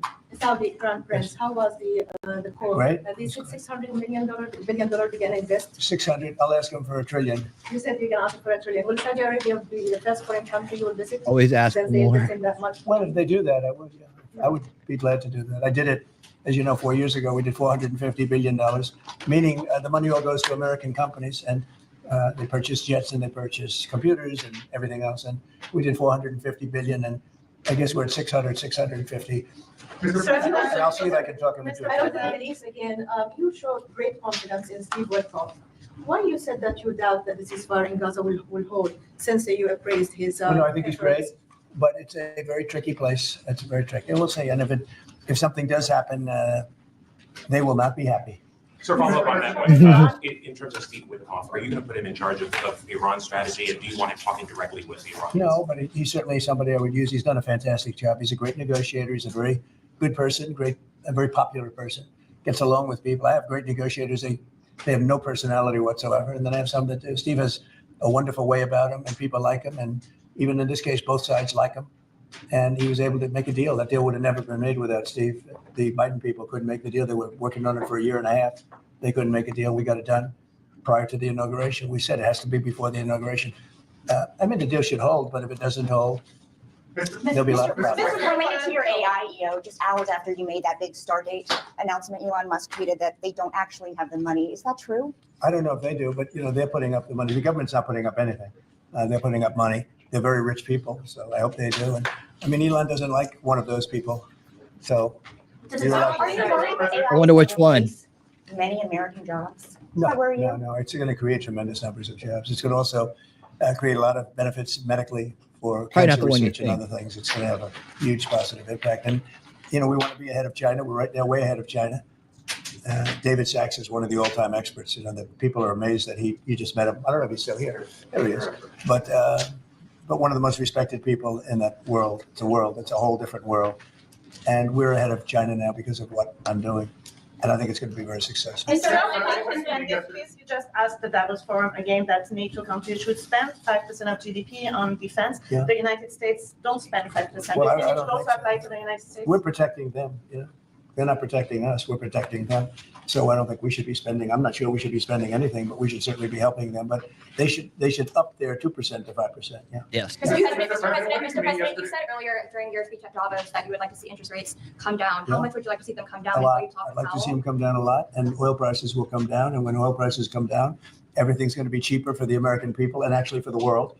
Hell for yeah. the American people. So I'd like to see oil prices come down. And when the energy comes down, that's going to knock out keep an eye on this a lot of gas the pump. inflation. That's going to automatically bring the interest rates down. We'll be talking about gas prices coming down soon. Too much going on at once if you're trying to bring interest rates down, get the economy back going. It just works that way. It just economically works that way. It's When the just oil too comes much down at and once. bring down prices, then you won't have It's not inflation. used and to this kind of progress. The interest rates will come down. You said that you would demand that the interest rates come down. Well, I would put in a strong statement. Do you expect the Fed to listen to you? Hey, thanks, Scott. Are you Thanks going for to talk being to here. Powell about this and bring the rates down? At the right time, I would. So, do you have any of the people you pardoned that were participating in the January 6, 2021 action plan to meet with any of them or meet with them at the White House? I don't know. I'm sure that they probably would like to. I did them something important, but what they did is they were protesting a crooked election. People understand that also. and they were treated very badly. Nobody's been treated like that. So I'd be open to it, certainly. I don't know Castro in anything the like house? that, but I think they're going to meet in some of the congressmen, Castro. women want to meet. But I'd certainly be open to it. Have you spoken to them since you issued the pardons? I haven't spoken to any of them yet, but I know they're very happy. Mr. I gave them their life back. Their life was taken away from them unnecessarily and unfairly. I gave them their life back, so I can imagine they probably would like to. Mr. President, when you said that Biden took bad advice and not pardoning himself yesterday? Well, he did. I think he did because he coming brought through on all this these side. people that are crooked as hell. Look, the congressmen, they're crooked. What they did is Oh, there he is. destroyed Castro- evidence. Castro When you destroy with you. evidence, especially criminally like that. They did it criminally. And the reason they destroyed the evidence is because it proved that I was right. They didn't destroy evidence for no reason. They destroyed it because they found many documents saying that I offered 10,000 soldiers. If they had 500 soldiers or National Guard, there would have been no problem. If they had 200, that would have been. I offered 10,000 if they needed them. There would have been no problem. That's been now totally disproven. And it's also been disproven by Nancy Pelosi's daughter, who has her on tape saying it was her fault, Yep. that she has full responsibility for this. Yep. And they have all that stuff. They destroyed everything. And they go through a year and a half, 2 years of nonsense. They come up with tremendous evidence, and they destroyed evidence. Yep. And Schiff knew about it. That's why he's on there. He knew all about the destruction of evidence. A lot of people said he's the one that got him to do it. I'm sure And he he's did. a crooked guy, totally crooked politician. And so he's pardoned, and some other people are pardoned. And these are crooked politicians, every one of them. Benny Johnson, what he did is incredible. I mean, he was the leader of the committee, and he did it. Cheney, crying Adam Kinzinger, all of them. They destroyed evidence and deleted everything. There's nothing. There's no evidence now. They're crooked politicians, and they should be punished. That's even in a civil trial. You go to jail for a thing like that. They destroyed every Right, I know. document, from what I understand, every document, because it proved that I was totally innocent. Do you plan to send up to 10,000 troops to the southern border? So Yeah. Oh, Hell yeah. Southern border? Yes, When the you say border. southern border, when I said 10,000 troops, I was referring to the capital. Oh, I see. And No, no, when do yeah, you I when was referring to the you capital. plan I to do offered that? 10,000 troops for the capital before January 6th. And as for the 1,500 at the southern border, sorry to clarify, what exactly do you want them to be doing right now? Making sure that the border is safe and secure and that criminals don't come into our country. Mr. President, do you think that sanctions on Russia will force President Putin to negotiate? I don't know, but I think he should make a deal. Mr. President, does it bother you that Elon Musk criticized a deal that you made publicly, that he said that he tweeted that? No, it doesn't. He hates one of the people in the deal. Have you spoken to him since then? No, I spoke to Elon, but I've spoken to all of them, actually. No, the people in the deal are very, very smart people. But Elon, one of the people he happens to hate. Yeah, but I man, have certain definitely. hatreds of people, too. Welcome. Nice to meet you. What do you think Xi Jinping can do? Bahan. Which one? Sayoban. What does Xi Jinping do about Did I say that right? Tell me how to China? say it. Yeah. They have a lot of power over Russia. They supply Nice to energy meet to you. Russia. And Russia supplies energy to them. They supply other things to, it's really a very big trade. It's a very big trading partner. But Russia supplies a lot of energy to China. China pays them a lot of money for that. And I think they have a lot of power over Russia. So I think Russia should want to make a deal. Maybe they want to make a deal. I think from what I hear, Putin would like to see me, and we'll meet as soon as we can. I'd meet immediately. Every day we don't meet, soldiers are being killed in a battlefield. And that battlefield is like no battlefield since World War II. You That's said it. that Ukraine wants And I have pictures that you don't want to see. Soldiers are being killed on a daily basis at numbers that we haven't seen in decades. It would be nice to end that war. It's a ridiculous war. You said that Ukraine's ready to make a deal. Did President Zelensky tell you that personally? Yeah, sure. He's ready to negotiate a deal. He'd like to stop. He's somebody that lost a lot of soldiers, and so did Russia. Lost a lot. Russia lost more soldiers. They lost Siobhan? 800,000 soldiers. Would you say Cool. that's a lot? All right, I remember that. That's a Siobhan. You said that you want to be Dr. King's dream reality. What's your response to his children and civil rights leaders who say that your DEI orders are a contradiction of his dream and could further drive? Irish. Mr. President, you put the Houthis back on the terror list. Cool. How do you see the war in Yemen? Very nice. Well, we'll see what happens, but they can't shoot down our ships, the Houthis. Yes. You can't shoot down our ships or any ships, and that's what they've been doing. So they're on the terror list. That's not good for them. So why did he revoke security protections for former Secretary of State Mike Pompeo and Brian Hook? Well, the same reason I did. When you have protection, you can't have it for the rest of your life. Do you want to have a large detail of people guarding people for the rest of their lives? I mean, there's risks to everything. Right? So would you support striking Iran's nuclear facilities? Say it. Would you support Israel, for example, Shaban. striking Iran's nuclear facilities? Well, I'm or not do you going to believe answer in that. diplomacy? Obviously, I'm not going to answer that question. We'll have to see. I'm going to be meeting with various people over the next couple of days, and we'll see. But hopefully that can be worked out without having It's to worry right to about work, it. It'd be man. nice- He's been itching to It get would to really work be for nice so if that could long. be worked out without having to go that further step. And who are you going to Yeah, meet man. with or something? Well, I'd rather not say that, but very high level people. But hopefully that can be worked out. You know, look, Iran hopefully will make a deal, and if they don't make a deal, I guess that's okay too. Hey, Mr. President, just to follow up, you said you think the Fed should listen to you. Can you, on why you think it should? With regard to interest rates? Correct, yes. Because I think I know interest rates much better than they do. There you And I go. think I know it certainly much better than the one who's primarily in charge of making that decision. But no, I'm guided by them very much. But if I disagree, I will let it be known. So your tariff plans for China and Mexico are much tougher. The ones for Canada and Mexico are much tougher than the one for China. Why is it softer for China? Well, China's already paying a lot of tariffs because of me. And when you add them up, I'd say, you know, they're paying a lot. They paid hundreds of billions of dollars. They never paid 10 cents until I came along. When I came along, they've paid hundreds of billions of dollars. Never paid anything. And so they've already started at a higher base. Is February 1st the date for Chinese tariffs as well, sir? February 1, or was that just Mexico and Canada? It's Mexico and Canada, but we're talking about China too. Look, China's sending us tremendous amounts of bad drugs, fentanyl, really bad stuff. Most of it comes through Mexico. And we're losing, I think, 300,000 lives a year because of that. People say 150, 100, 120. I think 300,000 lives a year. Those are old numbers. The lower number is a low number. And we can't have that. They've got to stop sending it. I had a deal with President Xi, but it was a deal that wasn't followed up by Biden, of course. Yeah, of course. Where they were going to issue the death penalty to people that make fentanyl. Yep. And that would have stopped. They had 4 more years of poisoning people here. We'll have to stop it with tariffs. And thank you very much, everybody. Thank you so much. All right, there you have it. Oops, there you have it. All right, so that's the press conference. More executive orders signed today, and that is a great lead-in to what we're about to start right now. That is our review, and now I will need to be doing lots of reading. We're gonna go through about 11 tonight. I got some of these. I think actually 10 maybe. Because one of them, didn't I do the withdrawal from the World Health Organization last time? I think I did that one last time, didn't I? I think I did. I didn't see it. Like I have a big window with the tabs, the ones I've done, and I didn't see it. So I had it on the top of the list for the night, but I'm pretty sure I did it. High level, we withdrew from the World Health Organization. There you go. So that's good news, right? All right.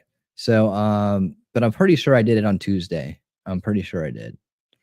I remember doing it, and I was reading it. I'm like, oh, this seems really familiar. But yeah, I remember, like, we have to do this within a certain amount of days. There has to be a letter delivered to the UN by National Security Affairs people, National Security Council, or something like that. Anyways, we got the details on that in our last episode, so we will now be moving on. So what I need to do now is pull this down right here. And I need to pull this over here. Get my screen set up for this.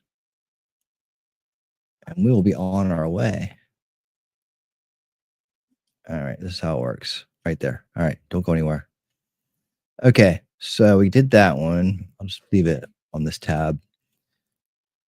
As promised, tonight we'll focus on the southern border executive orders, amongst others, and we will also, of course, cover the big news, which is the Kennedy and Martin Luther King declassification. Very awesome, huh? Very awesome. And see, what did I do? Did I do it like this last time? Maybe. Did I do it like that? Kinda. Well, the thing is like you can read through these, and we drop the links out there for you if you want to read these yourself. What I do is I've gotten a high level, pretty detailed though summary of these things. So this is how it goes. We'll just start with the very first one. Declaring a national emergency at the southern border of the United States. President Donald J. Trump declared a national emergency at the southern border of the United States, aiming to address what he describes as an invasion and significant security threats. Here's a summary of the key components of this executive order. National Emergency Declaration. Trump invokes his authority under the National Emergencies Act and other legal provisions to declare an emergency due to the perceived crisis at the border. Due to the crisis at the border. Let me just fix that for you. All right, including the entry of cartels, criminal gangs, terrorists, human traffickers, and narcotics. Military involvement. The order directs the Department of Defense and the Department of Homeland Security to take immediate actions to secure the border, including deploying additional military personnel, including the Ready, Reserve, and National Guard, to assist DHS in gaining operational control. It mandates the construction of additional physical barriers, which keep building the wall, such as the wall along the southern border, leveraging existing legal authorities to expedite the process. And I hope they also are going to address the climbing and cutting issue that's going on the wall. What we saw in A Line in the Sand. Policy reversals. It revokes proclamation 10142 by ex-President Biden, which had terminated a previous emergency declaration concerning the border. Yeah, there you go. Some mention of creating a crisis to the benefit from it. There's where Biden did that, right? They thought they were going to get away with it, but they didn't. I mean, what they did, we're just going to undo it all, and you won't get those votes that you thought you were going to get. You won't wreck a country like you were planning on doing. And sorry, guys. F around and F out. Let's see. The Remain in Mexico policy is reinstated. Hell yeah. Where migrants must wait in Mexico while their U.S. immigration cases are processed. Yeah. Which, have a good time down there. And it's funny, man, because, if let them in, they wouldn't have to wait there, would they? Makes sense. The use of force in operations. The order authorizes the use of force policies to prioritize the safety of DHS personnel and military members involved in the border operations. That means if you shoot at them or try something, you will be shot back at. It mandates the use of unmanned aerial systems, those are drones to you and me, and considered waiving regulations to counter such systems within 5 miles of the border. Okay, there you go. So we will be using all of the latest technology. I'm going to get some of those robot dogs out there, chase them down. Reporting and oversight. The Secretary of Defense must submit a report within 30 days detailing actions taken to fulfill the objectives of the proclamation. Border implications.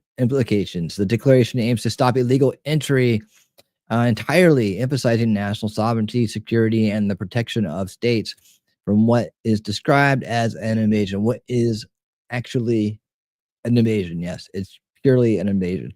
There is an emphasis on combating cartels, which is beautiful. We'll hear another executive order coming up about that, which the order suggests have been seizing control of territories near the border. Suggests.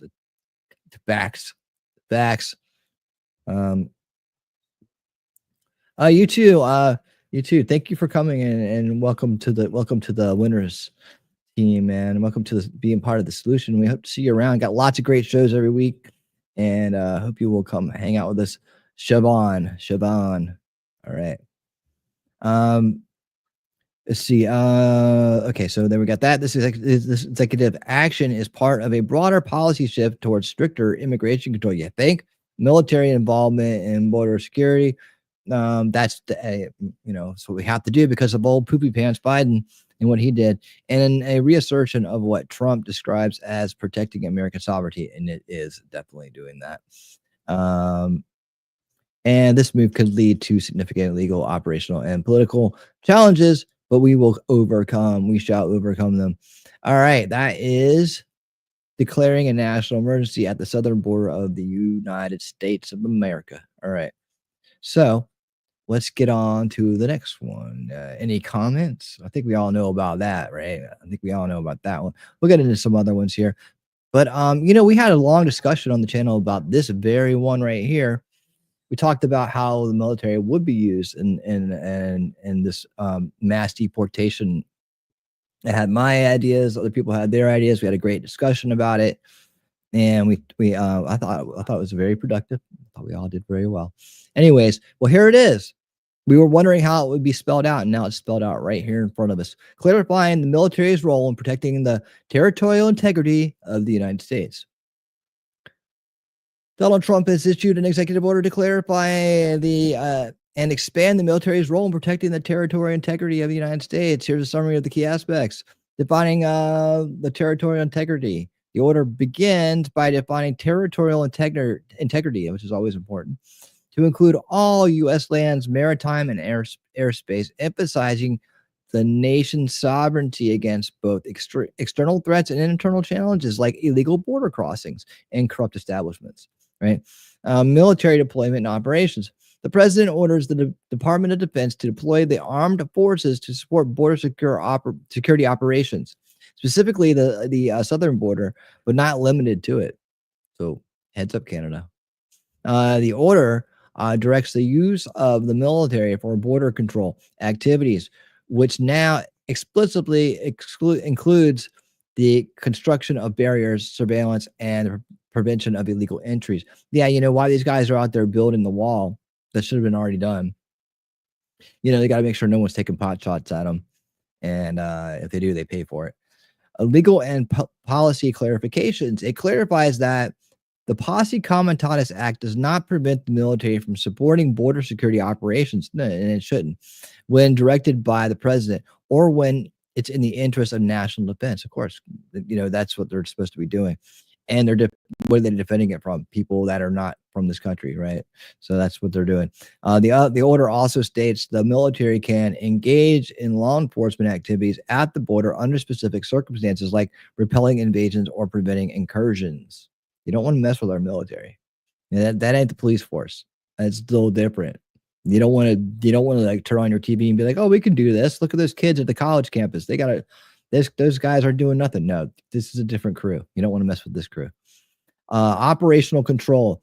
The Secretary of Defense is tasked with ensuring that the military has operational control over the border, which includes the ability to detect, interdict, and prevent unauthorized entries. So yeah, it's like you think that you got it all figured out, right? With the Border Patrol, a lot of these guys have been stood down, bought off, paid off because the child trafficking and the money behind that, human trafficking. There's a lot of palms being greased. A lot of people, man. You watch Line in the Sand. We watched Line in the Sand. I'm sorry I can't offer it to you for free anymore, but we did get thousands of people to watch it with us, and you learn a lot about the truth about what's going on at that border. You know, it's not just some people trying to crash here. You know, to commit crimes or to you know, make money or get a better life or whatever all the stories are. There's a whole underworld going on with that. It has to do with, you know, people making millions and billions of dollars through just shuffling people around, mainly women and children, and it's the damn truth. So I'm talking like where people are getting paid. How many kids can you shuffle through in an hour? You know, security guards getting paid $100,000 a year to guard facilities. When you ever heard of a security guard getting $100,000 a year to stand there and guard against you know, this profit-making, illegal, inhumane, immoral practices going on, like literally selling their souls to shuttle children, to guard facilities, to keep people from understanding or knowing what's going on in there. But thanks to James O'Keefe, we know a lot more. Oh yeah, I never did show the James O'Keefe thing, did I? How about after this one? I'll do that. Resource allocations. The order authorizes the use of the military resources, including personnel from the National Guard and reserve components for these operations. Makes me want to join. It mandates the DoD to work with the Department of Homeland Security to leverage military technology such as drones for border surveillance. Interesting. So I guess we'll really get to see what surveillance drones look like now. For real. And they'll be flying during the day, so you don't have to guess, right? Reporting and adjustment. The DoD must provide regular updates to the president on the effectiveness of these measures and suggest any necessary adjustments or additional resources needed. That means, you know, communicate, stay on top of it, update, over communicate. We want to be there to help and support you. We need to know what's going on. Implications. The order significantly expands the military's role in domestic affairs, particularly in the U.S.-Mexican border, by explicitly involving them in tasks traditionally reserved for law enforcement agencies. Yeah, well, we have a crisis, right? That's why it's there, and it won't be forever. It could lead to debates about militarism. Yeah, of course, there's going to be some people who want the border wide open who are going to say that's the wrong thing to do. But we're going to say this is the right thing to do to close the border. And that's what the mandate is from us, the American people, to the president when we elected him. Close the border, make America safe again, export the people that shouldn't be here, start with the criminals, right? And let's get back on track. Let's get back on track. All right, so that is clarifying the military's role in protecting the territorial integrity of the United States. And it's about what we thought about. It's about as general as I thought it would be too. Like I said, there's a lot of different aspects to doing this. There's identification, right? So you have to know where they're at. You have to go in and get them. You have to then shuttle them, process them, shuttle them, and then get them out. So that's what we got going on there. And let me look at you, the crowd, real quick. Anybody talking? Mexico is not allowing the crossing of their borders to enter the U.S. What are they going to do in order to keep good relations with us? They're going to do what we ask them to do because they've already been screwing up. Like at this point,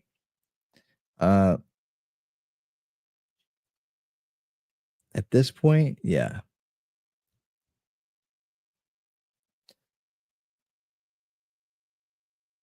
Oh, look at, I think Shelly meant to say very nice to meet you. Very nice to meet you. I can tell the typos what they mean. I'm getting good at that.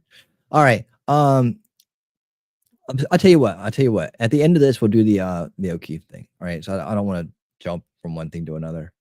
But I'm sorry, I meant to play that earlier because the obstruction part of this and the deep state's grinding on it. We'll just readdress it. Okay. All right. Next one. Sorry, I got this thing, right? Where I just learned about it. I got this thing that sometimes happens where evidently I have like, you guys, has anybody ever had this happen? I know me and Shelly talked about it. You ever had like, I guess it's called like, what's it called? Retinal migraines? It's something like you get a migraine in your eyes, right? It doesn't hurt. It's just annoying, right? And I don't know why, but sometimes it happens to me randomly. Yeah, very nice to meet you. Yeah, I knew what you meant because you're the hostess with the mostest. But what it does is it makes you see like these jagged little like prism lines, like just like off in the corner of your eyes, right? And it's wild. And I bet people that have it happen to them think that it's about something else, but it's pretty wild. It happens. It's just a little annoying. All right. But I can get through it. I promise on that. And realigning the United States refugee admissions program. And hopefully people are enjoying this. I think we got a little bit of a drop off here on the reading aspect of it. Oh, stop, man. It's not. I get you. Yeah, well, I'm not high, so that's not what it is. In fact, cures most, man. Yeah, maybe I need to start. Maybe I need to start back or something. I don't know. Not at the moment. I'm not objective. I don't object to it, but it's not the way it goes right now. But anyways, let us continue here. Where are we at here? Realigning. Here we go. Donald Trump has issued an executive order titled Realigning the United States Refugee Admissions Program, aimed to overhaul the refugee admissions process in the United States. Here's a detailed summary. Suspension of refugee admissions.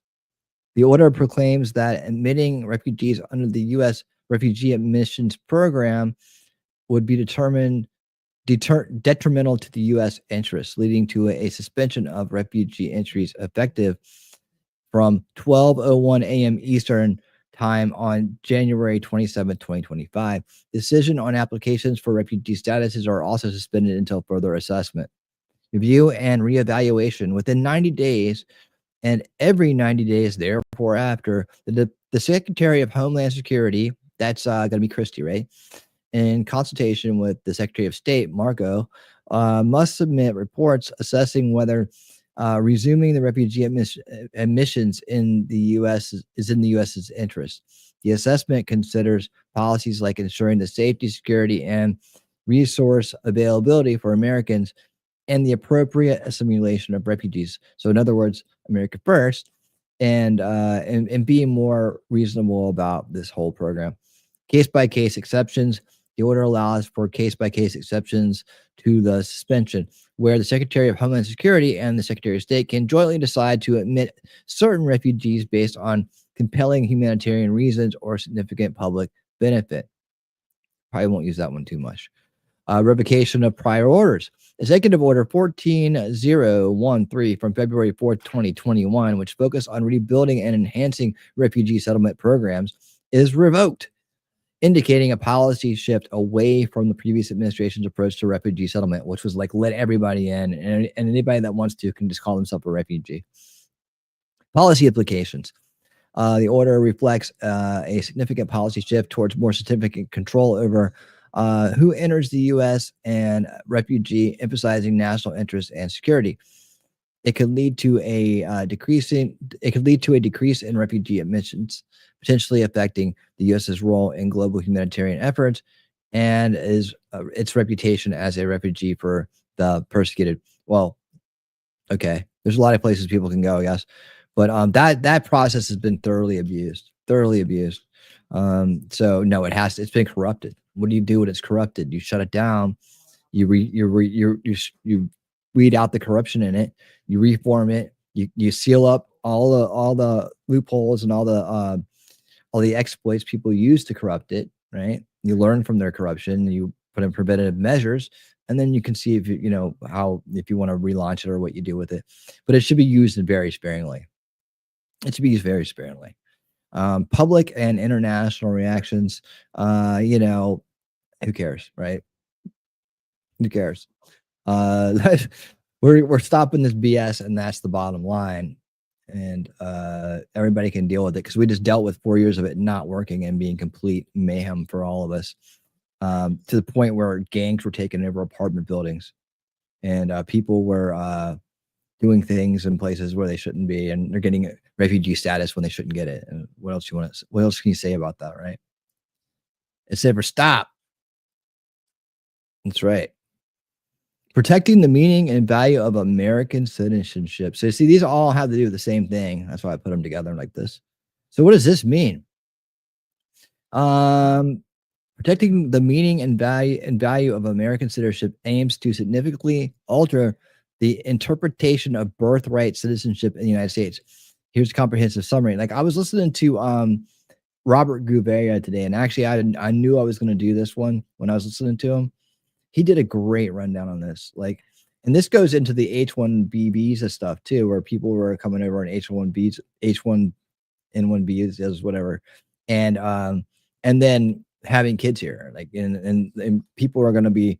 He said that he was looking at some threads where people were talking about that, and now they're starting to realize that, we're not going to be able to do that. So maybe they might not want to take that visa. You see, it might take care of itself with this. The problem might take care of itself with this if there's a problem. And that's one thing that definitely needed to be redone about it. And the other thing is that people are very confused right now. So you're going to see a lot of lawsuits filed. You're going to see a lot of people trying to quote things that don't work and aren't going to work in court, and are going to get shot down. So there's going to be a lot of hoo-ha over this, and it's going to basically, come to a fever pitch and then just go away, because it's not going to work out for them. The bottom line is like, going forward, this won't happen anymore. So, everybody that slid in under the door with that one, congrats. You scammed your way in. And it wasn't even your fault. It was your parents' fault. So we can't blame you for that. But so make the most of it. Make the most of it. But going forward, no more citizen babies, right? And the biggest pushback on this is coming from hospitals. It's coming from hospitals, and it's because they get money every time they deliver a citizen baby from non-citizens. Tell me how that works. But yeah, they're going to be the biggest pusher backers on this, because now they're not going to get money, and they're going to say that it's causing harm to the state and facilities and so on, because they're not getting their funding. So it's all, when you hear people pushing back about this, it ain't about the fact that it's good for America. It's about the fact that they're not going to get some money. So look into that when you hear about it. But that's going to be underneath. That's supposed to be underneath the surface of their humanitarian cause, right? Of course. So let's read. Reinterpretation of the 14th Amendment. The order challenges the traditional understanding of the 14th Amendment citizenship clause by redefining what it means to be subject to the jurisdiction of the United States. It asserts that the amendment does not automatically confer citizenship to everyone born within the U.S. borders. Yeah, right? Exactly. The exclusions from birthright citizenship. Children born in the U.S. are not automatically granted citizenship if their mother was unlawfully present in the United States and their father was neither a U.S. citizen nor a lawfully permitted resident at the time of the birth.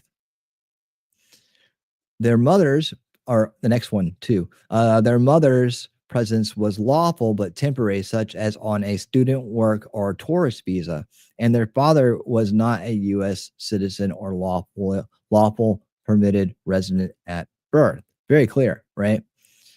Policy implications. No department or agency in the U.S. government is allowed to issue documents recognizing U.S. citizenship for those excluded categories or accept such documents from state, local, or other authorities. Nope. The other is effective for individuals born 30 days after its issuance, setting the date for the enforcement as February 19th, 2025. Sorry if I miss a little bit on this. I'm kind of trying to see in between jagged little lines of prisms sometimes. It goes, these things last about like 15 minutes and then go away. It's kind of weird. Stay young, people. Legal and political context. The executive order directly addresses the aims to end what Trump described during his campaign as birth tourism, and anchor babies. We remember anchor babies, don't we? Terms used to describe practices where non-citizens give birth in the U.S. to secure citizenship for their children. Yeah, like the Chinese women that were flying over 9 months pregnant and having their babies here, right? None of that bullshit. All that bullshit stopped. We're not doing that anymore. Bye-bye. The order has been met with immediate legal challenges, with lawsuits filed in various courts by organizations like the ACLU. And as we all know, the ACLU was founded was founded to protect subversion in our country. So, of course, anything that's going to be bad for the country, the ACLU is going to try to protect. State attorney general and immigrant rights groups arguing it's unconstitutional, and they will, and they'll lose. All right. Impact and controversy. This executive action could drastically reduce the number of children born in the U.S.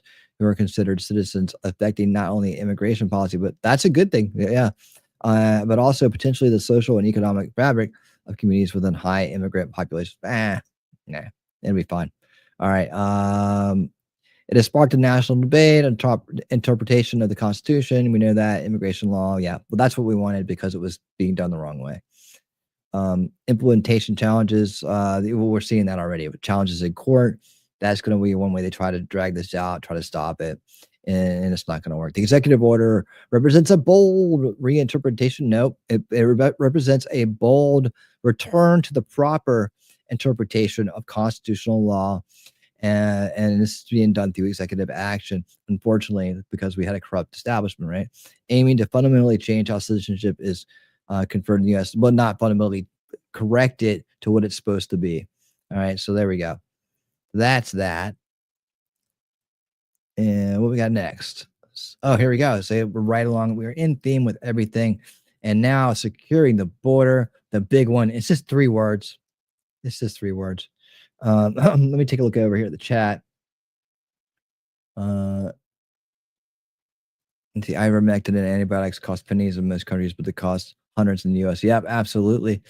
They do. It needs to be that. All that needs to change. All that needs to change. Yeah, we don't want that either. We don't want that. So medical care should be affordable and not based on how much the corporations can profit from it, right?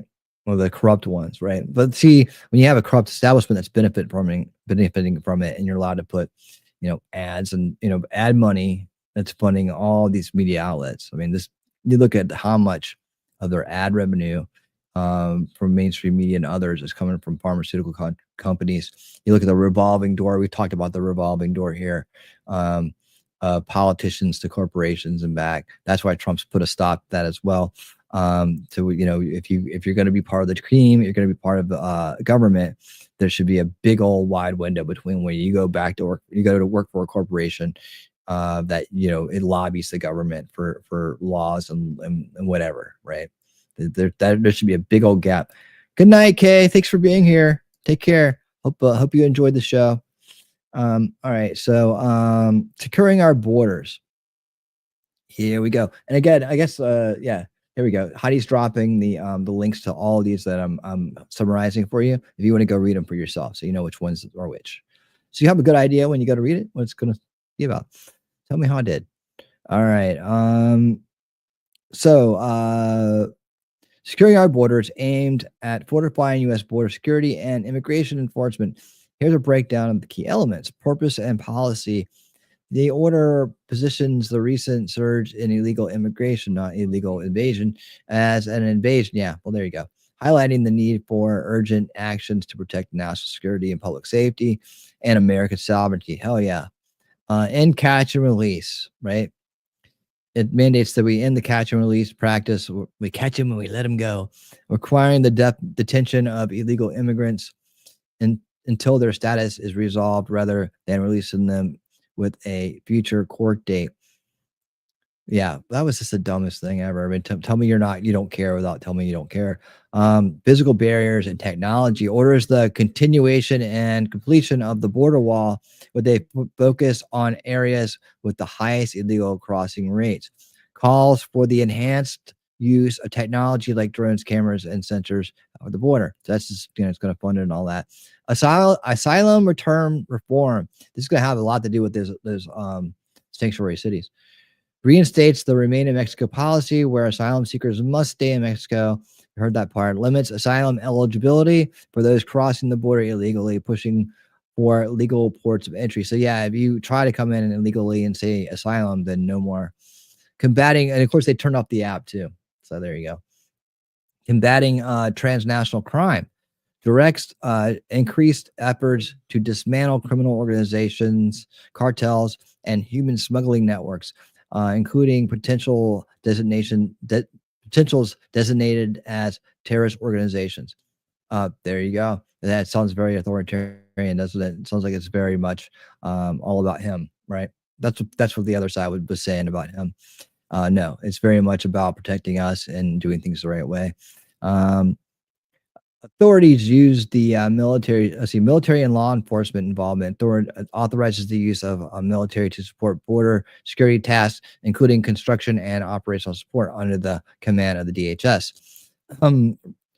Resource allocation increases funding for personnel for border security, including more border patrol agents. We know that part. Policy revocations revoked several executive orders from the Biden administration that Trump claims that weakened border security, including those that expanded pathways for legal immigration and altered enforcement priorities. Yeah, in other words, it smuggled people in and gave them a free ride as citizens where they will never value it. Requires regular reports from the DHS on border security measures. Okay, we got the implications. The order aligns with Trump's America First ideology, emphasizing national security and strict immigration control as core components of his administration's policy. Yes, there we go. That's a good one, huh? That's a good one. Yep, and Shelley just did a 3-week course of ivermectin, and it cost her a pretty penny. It was a pretty penny for her. But she did it. She did it. And she's doing it right. Yep. She's getting rid of all that bullshit that has adversely affected her. Okay. So let's see. Is it chilling? Might be chilling a little bit. I think it is getting a little distracting to read, but I will persevere. So you got protecting people against evasion. Let's do. And we got a lot to go. I might have to push these over to tomorrow. Let's see. 1, 2. No, I don't have that many. One. Let's see. It's this one. Yeah. Okay, 1, 2, 3, 4, 5, 6. Okay, we can do this. 6. Okay, so I'm going to do this one next. Actually, let's not go out of order. Okay, protecting the American people against invasion. What's this all about?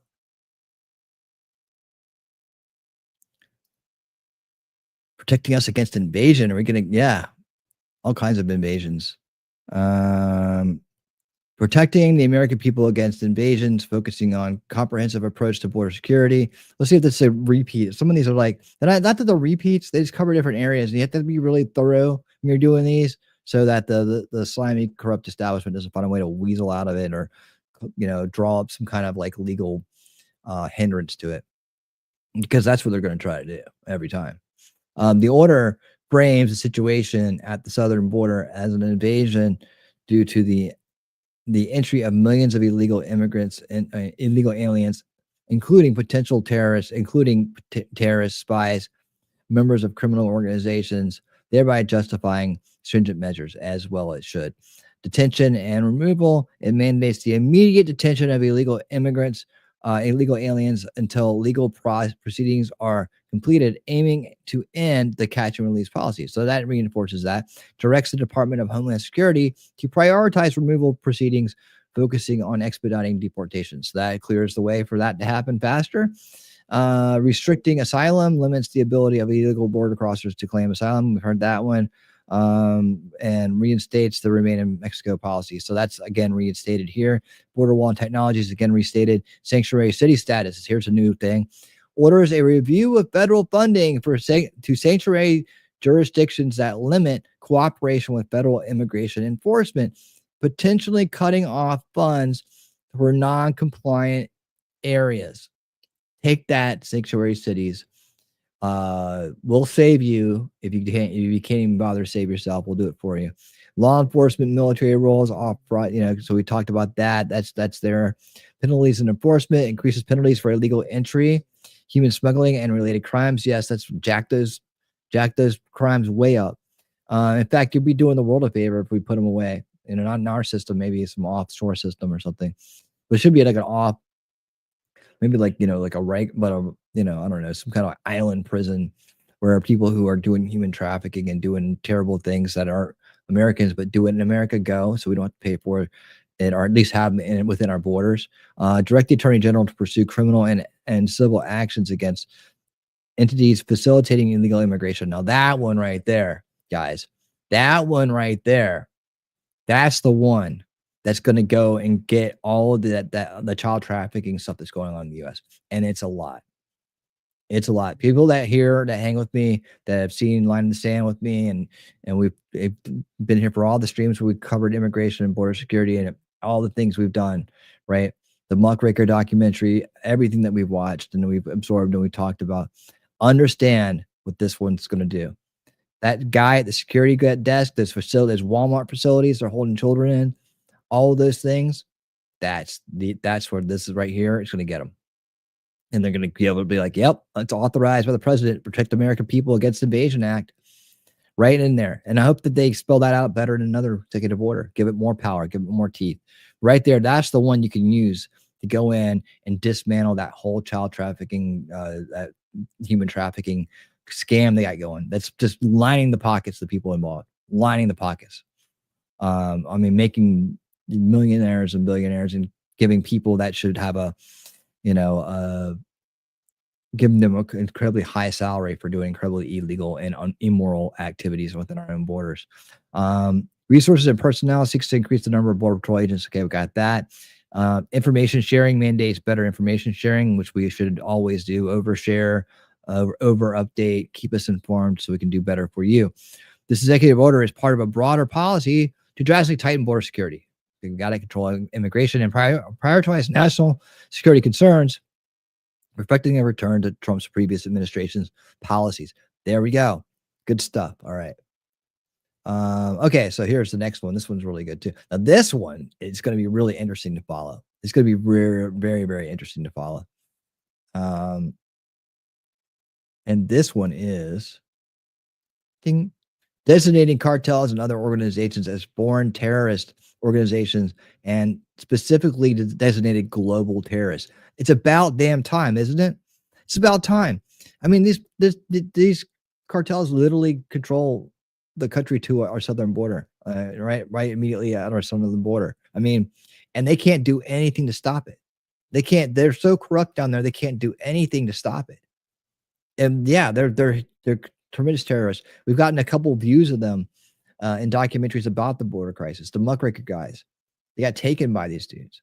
People are literally paying these people to shuttle them in. They have to pay them in some way, shape, or form to get to the end of the route to cross into America. They have to. So they're part of the whole problem. Of course, we should go after them. And, you know, Mexico, if you can't solve your own problem, I guess we'll do it for you. But man, wouldn't you like to be free? Wouldn't you like to live in a free country where you don't have people putting machine guns to your head and make you do things? I mean, this should have been done a long time ago. So let's read. Okay, so the purpose of this is this order seeks to address the threat posed by international cartels and similar organizations, particularly those from Mexico, by designating them as foreign terrorist organizations, or specifically designated global terrorists. I wonder how many other organizations could be put in this category. Looking at some Antifa over there. Looking at I don't know. I mean, you could, if they're doing foreign subversion in our country, I think they fall into this category. If they're subverting our country and they're foreign, elements like Antifa does. I mean, they're all over the world. It's just so. There's that. There's also the globalist groups, right, that are trying to put people of influence in positions of power. There's also people like George Soros and others that are funding destabilization, demoralization, and crisis in our countries and other countries around the world. I think that's a, open society might be a terrorist organization. I know he was just given the medal of corruption by Biden, but still, we all know what he's been up to. And that has to stop. When that money dries up, a lot of these organizations go away, like gone. What happened? Where did the local brainwashing society go? Oh, but they dried up on funding. You'd be surprised how fast that takes care of a lot of this little nitty gritty activist problem that we have. Designated process. Within 14 days, Marco Rubio, Secretary of State, is in consulting with other key officials, must recommend which cartels or organizations should be designated as FTOs or SDGs. Ooh, that means that right now we should be blowing Marco's Twitter feed up with who we think should be on this list. Does he read Twitter? Does he tweet? This is your time to be activist, man. If you want to get out there or have your voice heard, this is your time to have your voice heard, right? Get out there and tell Marco Rubio right now who to put on this list, and then they go away. So I think I will put my money where my mouth is, and I think we'll write him a nice little letter and send it to him so that he can understand that subversive elements that fund crisis and destabilization and demoralization in our country are terrorists, as these are the preliminary stages of war, right? And they do harm to the American people in numerous ways on a generational level. So let's go ahead and get all the bad actors on this list and take care of that business, right? The Attorney General and the Secretary of Homeland Security, Bondi and Noem, are tasked with, that's a hot tub party waiting to happen, are tasked with preparing to implement any decision to invoke the Alien Enemies Act for the removal of designated individuals. Yes, let's go. Whip them on the way out the door. See, legal implications. FTO designations allow for the prohibition of material support to these groups criminalizing associations with them and enabling asset freezing. Yeah, take your money, Soros. SDG status similarly follows the sanctions like asset freezing, but under the framework of global terrorism. That's the one for you. That's the one for like the FTO. We can go with the Clinton Foundation. The Open Society can get the SDG designation. Yes, and we will freeze those assets, and you will be done with your bullshit. All right. Operational impact. The designation would facilitate intelligence sharing, increase law enforcement capabilities for prosecuting affiliates, and enhanced border security measures against these groups. Yeah, can't have your money coming across our border to fund riots in our country and subvert children. It would also be potentially allow for military actions against these groups, although the order itself does not explicitly authorize such actions. So it could. National security and public safety. The order frames the cartels as threats to U.S. Cartels don't have to be drug cartels. They can be many different cartels. Banking cartels. Banking cartels can be evil.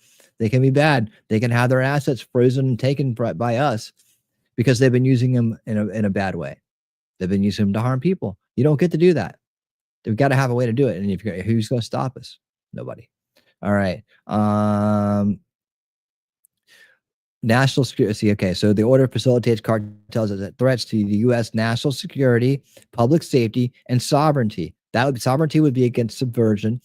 Public safety would be against the drug cartels and anybody funding riots and grooming. National security would be people coming and bringing things across the border and anything that threatens our national security. So yeah, noting that their control over illegal border traffic and their quasi-governmental operations in part of Mexico. So there you go. I hope that expands to and it's not just Mexico that I'm worried about. I'm worried about all of them. The UN too. I mean, they're helping people. They're guiding people along the whole route. There are organizations in there that need to be snuffed out or taken frozen. The whole thing needs to go. But yeah, they've been facilitating the immigration crisis the entire time. And we've seen them on site doing it. International relations, this move could strain. Yeah, who cares? Let's see. Who cares? We're going to do it.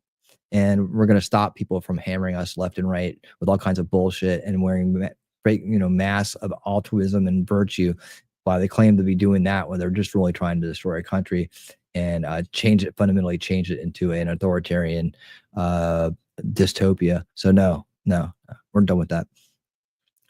And implications, it'll make America great again. That's the implications. But I am looking forward to seeing results here. I'm looking forward to seeing these things go away. What is Mexico going to look like when they don't have drug cartels running everything anymore? How good is that going to be for the Mexican people? I mean, they might not even need to come here. Mexico may it may be a Mexican golden age, right? I would say it in Spanish if I was that good. But I'll just make it sound silly. And I don't want to, because this one executive order right here and actions taken on it could lead to a Mexican golden age where Mexico, it just skyrockets the amount of resources and the work ethic of the people and the desire of those who have been held down for so long by these criminals. The strength and empowerment of seeing them all hauled off and all their little gangs and all the things they've done to their children for generations and generations and generations. Everything they've done, just gone.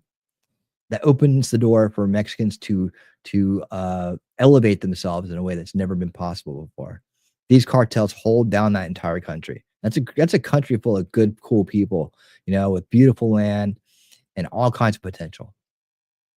So this right here isn't just, I don't think it's just about America at all. I think it's about North America. And I think it's about making Mexico great again, or making Mexico great for once. I don't know. Was it ever great? Yeah. Right. Well, you could blame the CIA, blame the establishment, blame the globalists, blame everybody that wanted to keep that country down. the Mexican cartel, those drug cartels, you know, blame the people. I guess got to blame the people who want it. The supply and demand, but not so much. That's more of a health issue. But anyways, yeah. So screw you guys. Your time's up. You better start breaking. I tell you what, if I was one of those guys down there right now, I'd be like, all right, I'm gonna start closing up shop now.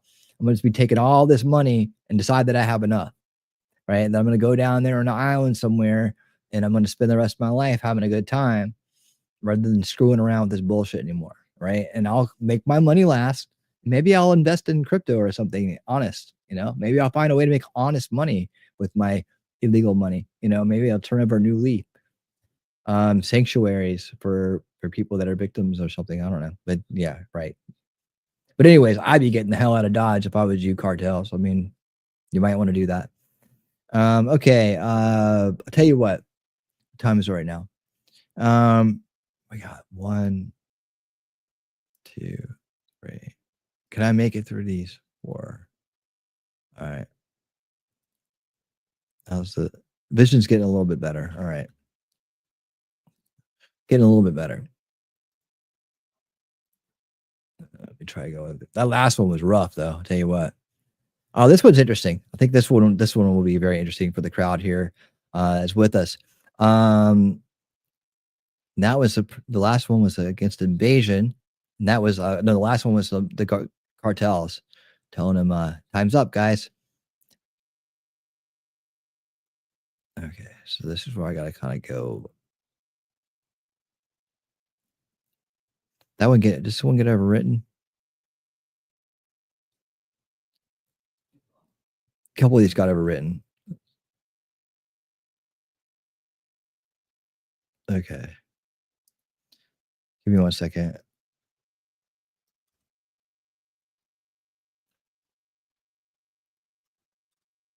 I wanted to do this one specifically. All right, here we go. Keeping America safe in aviation. Now, this one is like kind of floating under the radar a little bit, but if you remember all those planes going down and all the problems we're having with that, I think this is what this is going to take care of here. It's focusing on restoring merit-based hiring and eliminating diversity, equity, and inclusion. I should have done this one Tuesday. Initiatives within the Federal Aviation Administration. Here are the key elements: merit-based hiring, which we've been over. And DEI initiatives gone. Performance reviews, mandatory performance reviews directs a review of past performance and current performance standards of individuals in critical safety positions within the FAA. Right, any individuals found lacking the capabilities is to be replaced by someone who can ensure top-notch air safety and efficiency. Justifications are the order claims that the focus on DEI has led to a decline in hiring standards, thereby endangering American air travel and safety. Yeah, which we have seen, right? It criticizes the previous administration, which it should approach as favoring ideological goals over safety and competence, and which it did, right? Because that is the goal of cultural Marxism, to get people to favor the ideology over common sense and their own well-being. And it does. It works great, doesn't it? Immediate implications requires immediate actions to implement these changes, indicating a swift return to what the order describes as traditional hiring practices. So anybody that's interested in who's competent and smart and is interested in a career in the FAA, now is your time to get in. All right. A lot of job openings coming about. So there you go.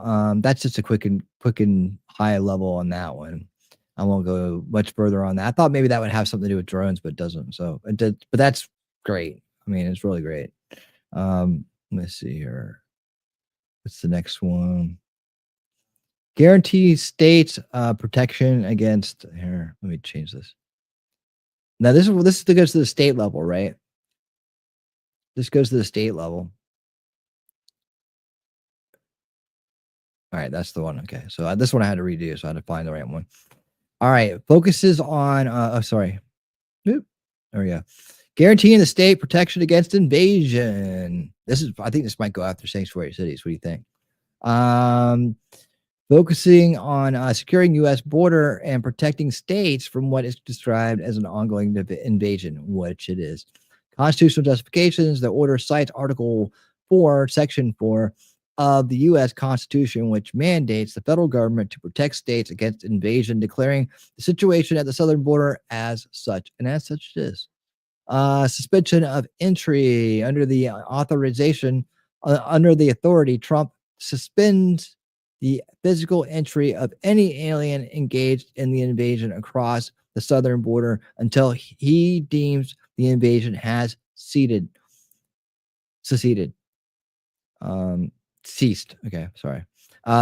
This includes suspending certain provisions of the Immigration and Nationality Act that might otherwise be used by those crossing the border illegally to seek asylum or other forms of legal relief.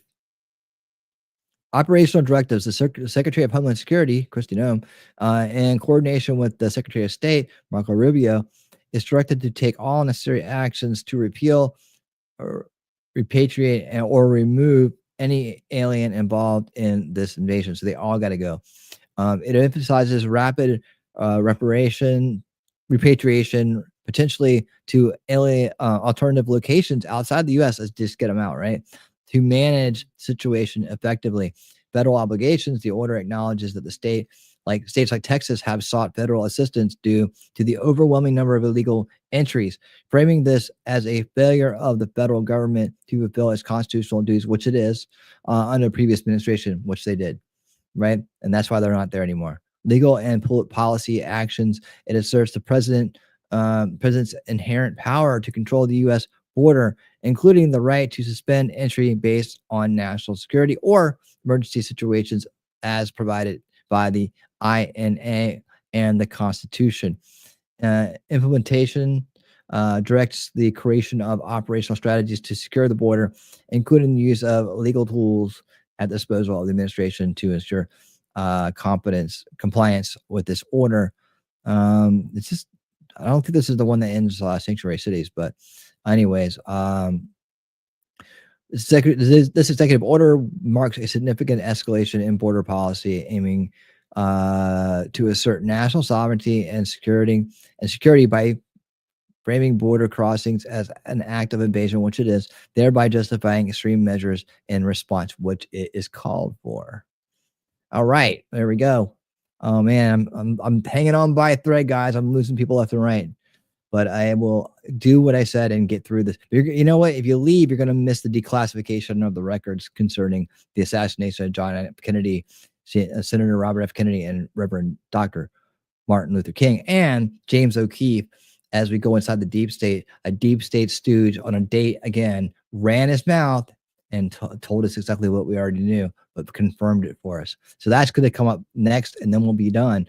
But don't run off too soon. We still got a few more to go.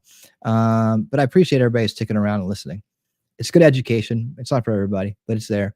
And I hope the people that are taking a short break will come back. Guarantee. Okay, we did that one. We only got what? One. In fact, yeah, I only got this last one to do. That's it. What's the other one? Protecting the United States from foreign terrorists and other national security threats, public threats. It sounds like a repeat again, but let me see what it says.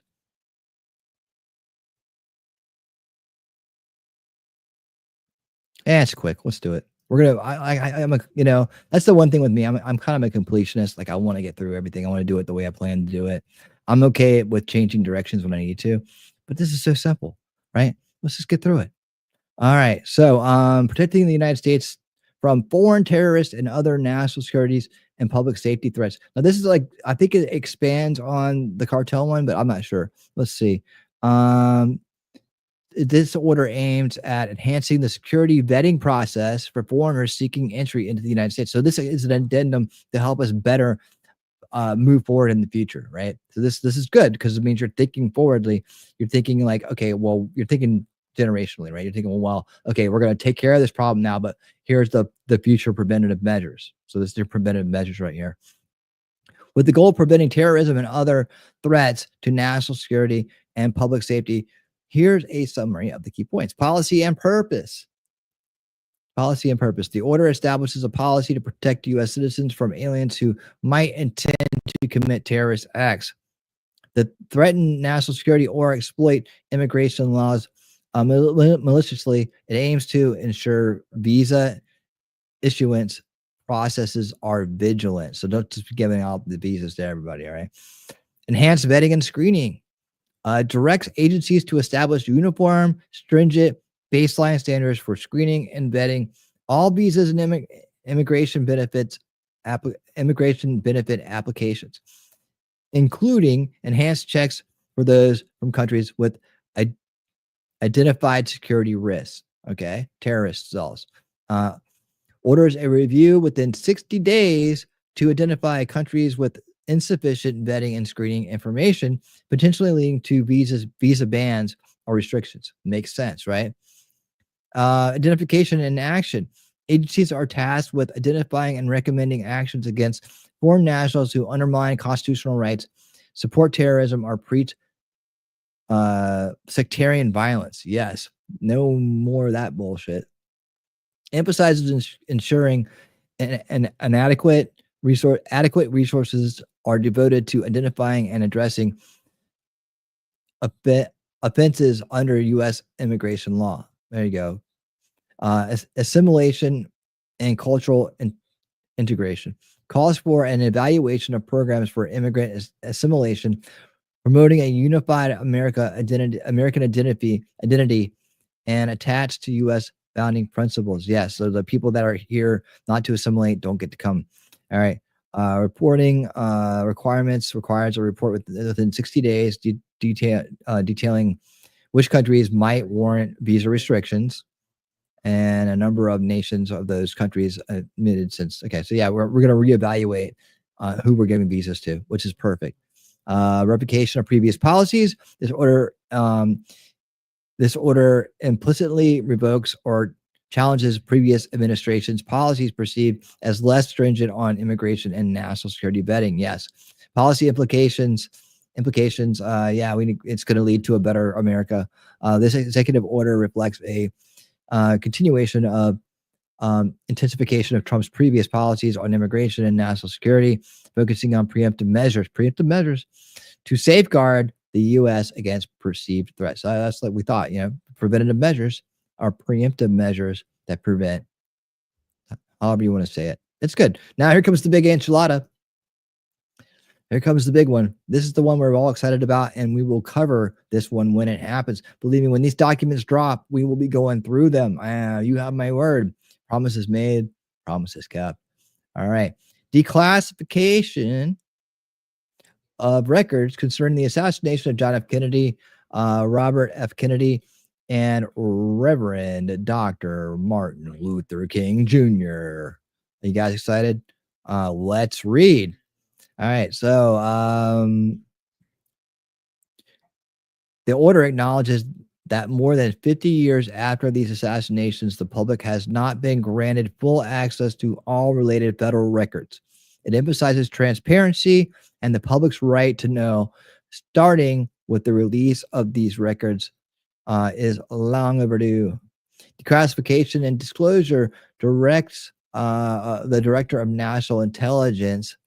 Director of National Intelligence, that is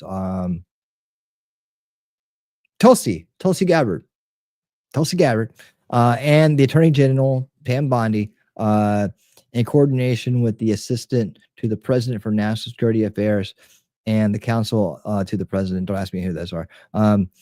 To present within 15 days a plan for the full and complete release of JFK assassination records. Within 45 days, review and plan for the release of the records concerning the assassinations of JFK and MLK. Wow. Okay. So first, I didn't expect to have two different schedules going on there. All right. So the first one is within 15 days, Tulsi and Pam need to meet for drinks, preferably in a hot tub, and talk about their plan to full and complete release of the JFK assassination records. I can see how that goes. What do you say we just release them? Okay, cool. So yeah, for 15 days from I guess getting in, because neither one of them have been confirmed yet. So when does their 15 days start? I guess when they're in, right? So 15 days when they get in. Now RFK and MLK, they're on a different schedule. That's 45 days. So they're gonna get the big enchilada out there first, and they'll come in with the other ones behind that. But JFK is the big one, right?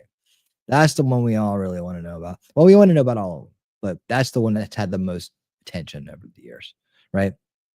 Some would say it was when the deep state officially took over, but we'll see.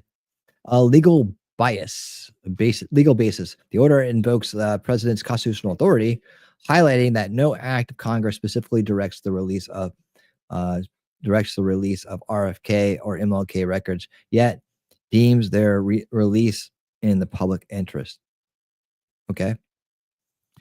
General provisions. The order ensures that its implementation does not impair the authority of executive departments or agencies, nor affects the director of the Office of Management and Budget Functions.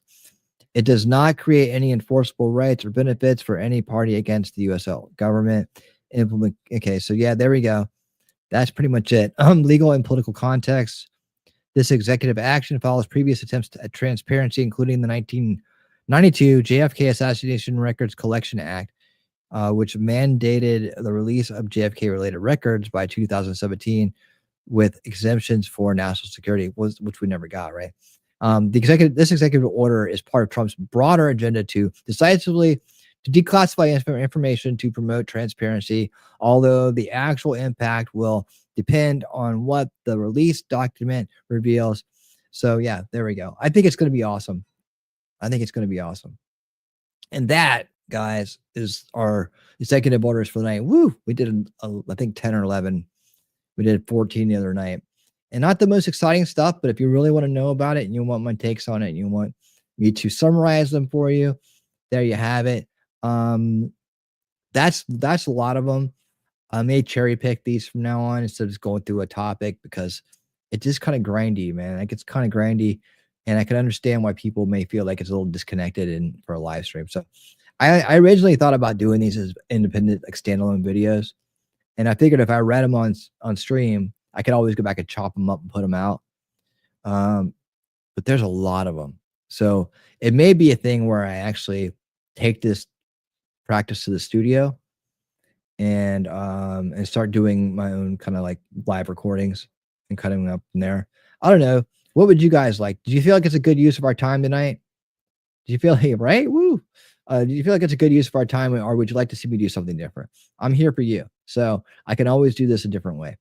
Let me know what your thoughts are. The 10 people that are still here. I started reading. I started with like 25 tonight. I'm down to 10 because I started reading. It ain't the reading. It's just it's the content. But right now, some people are into knowing this stuff and some people don't care. And I get it. But now we're gonna spin it back around. And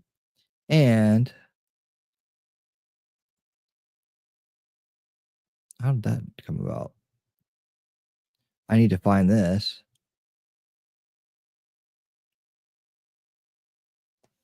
Oh. Okay. Where is this report I want to do? Because we got to talk about the deep state in action here. This guy. And again, I'm just gonna be a little taste of what we're gonna do tomorrow night, and then we're getting ready to get out of here. So we'll just go through the first part of it, but I wanted to address this as soon as possible so I can find it. Give me 1 second. Why is that so hard? It should be right there. I want to make these playlists, man. I'm like, oh, I see what the problem is. This is the one. Let me do this. That's why it wasn't updated. Okay. This is always like this is the worst part of YouTube right here. Oh, here we go. I saw it. And it's still moving. Okay. All right. Here we go. You guess what you've been waiting for. All right. Let me get out of the way. This all in. All right, here we go. Talk about tremendous victories for Donald Trump and for all of us. I got asked the other day, Tim, do you still stand by your statement that Trump would be a marginally good president, or do you think he's going to be even better? And I stand corrected, my friends. Donald Trump is a marginally good president. I call him the greatest president of my life, however, because the bar is so low, you might trip on it. Actually, you probably can't. It's underground. In that regard, though, Trump did great things. He did. In his first term, no new wars was tremendous. And I say it's marginally good because I'm not trying to undermine the successes that he had. I'm pointing out that from a perspective of what we expect of a president, Trump was good. You know what I mean? He hired people like Bolton. He's tried to justify it. Boy, has he come after a lot of these guys.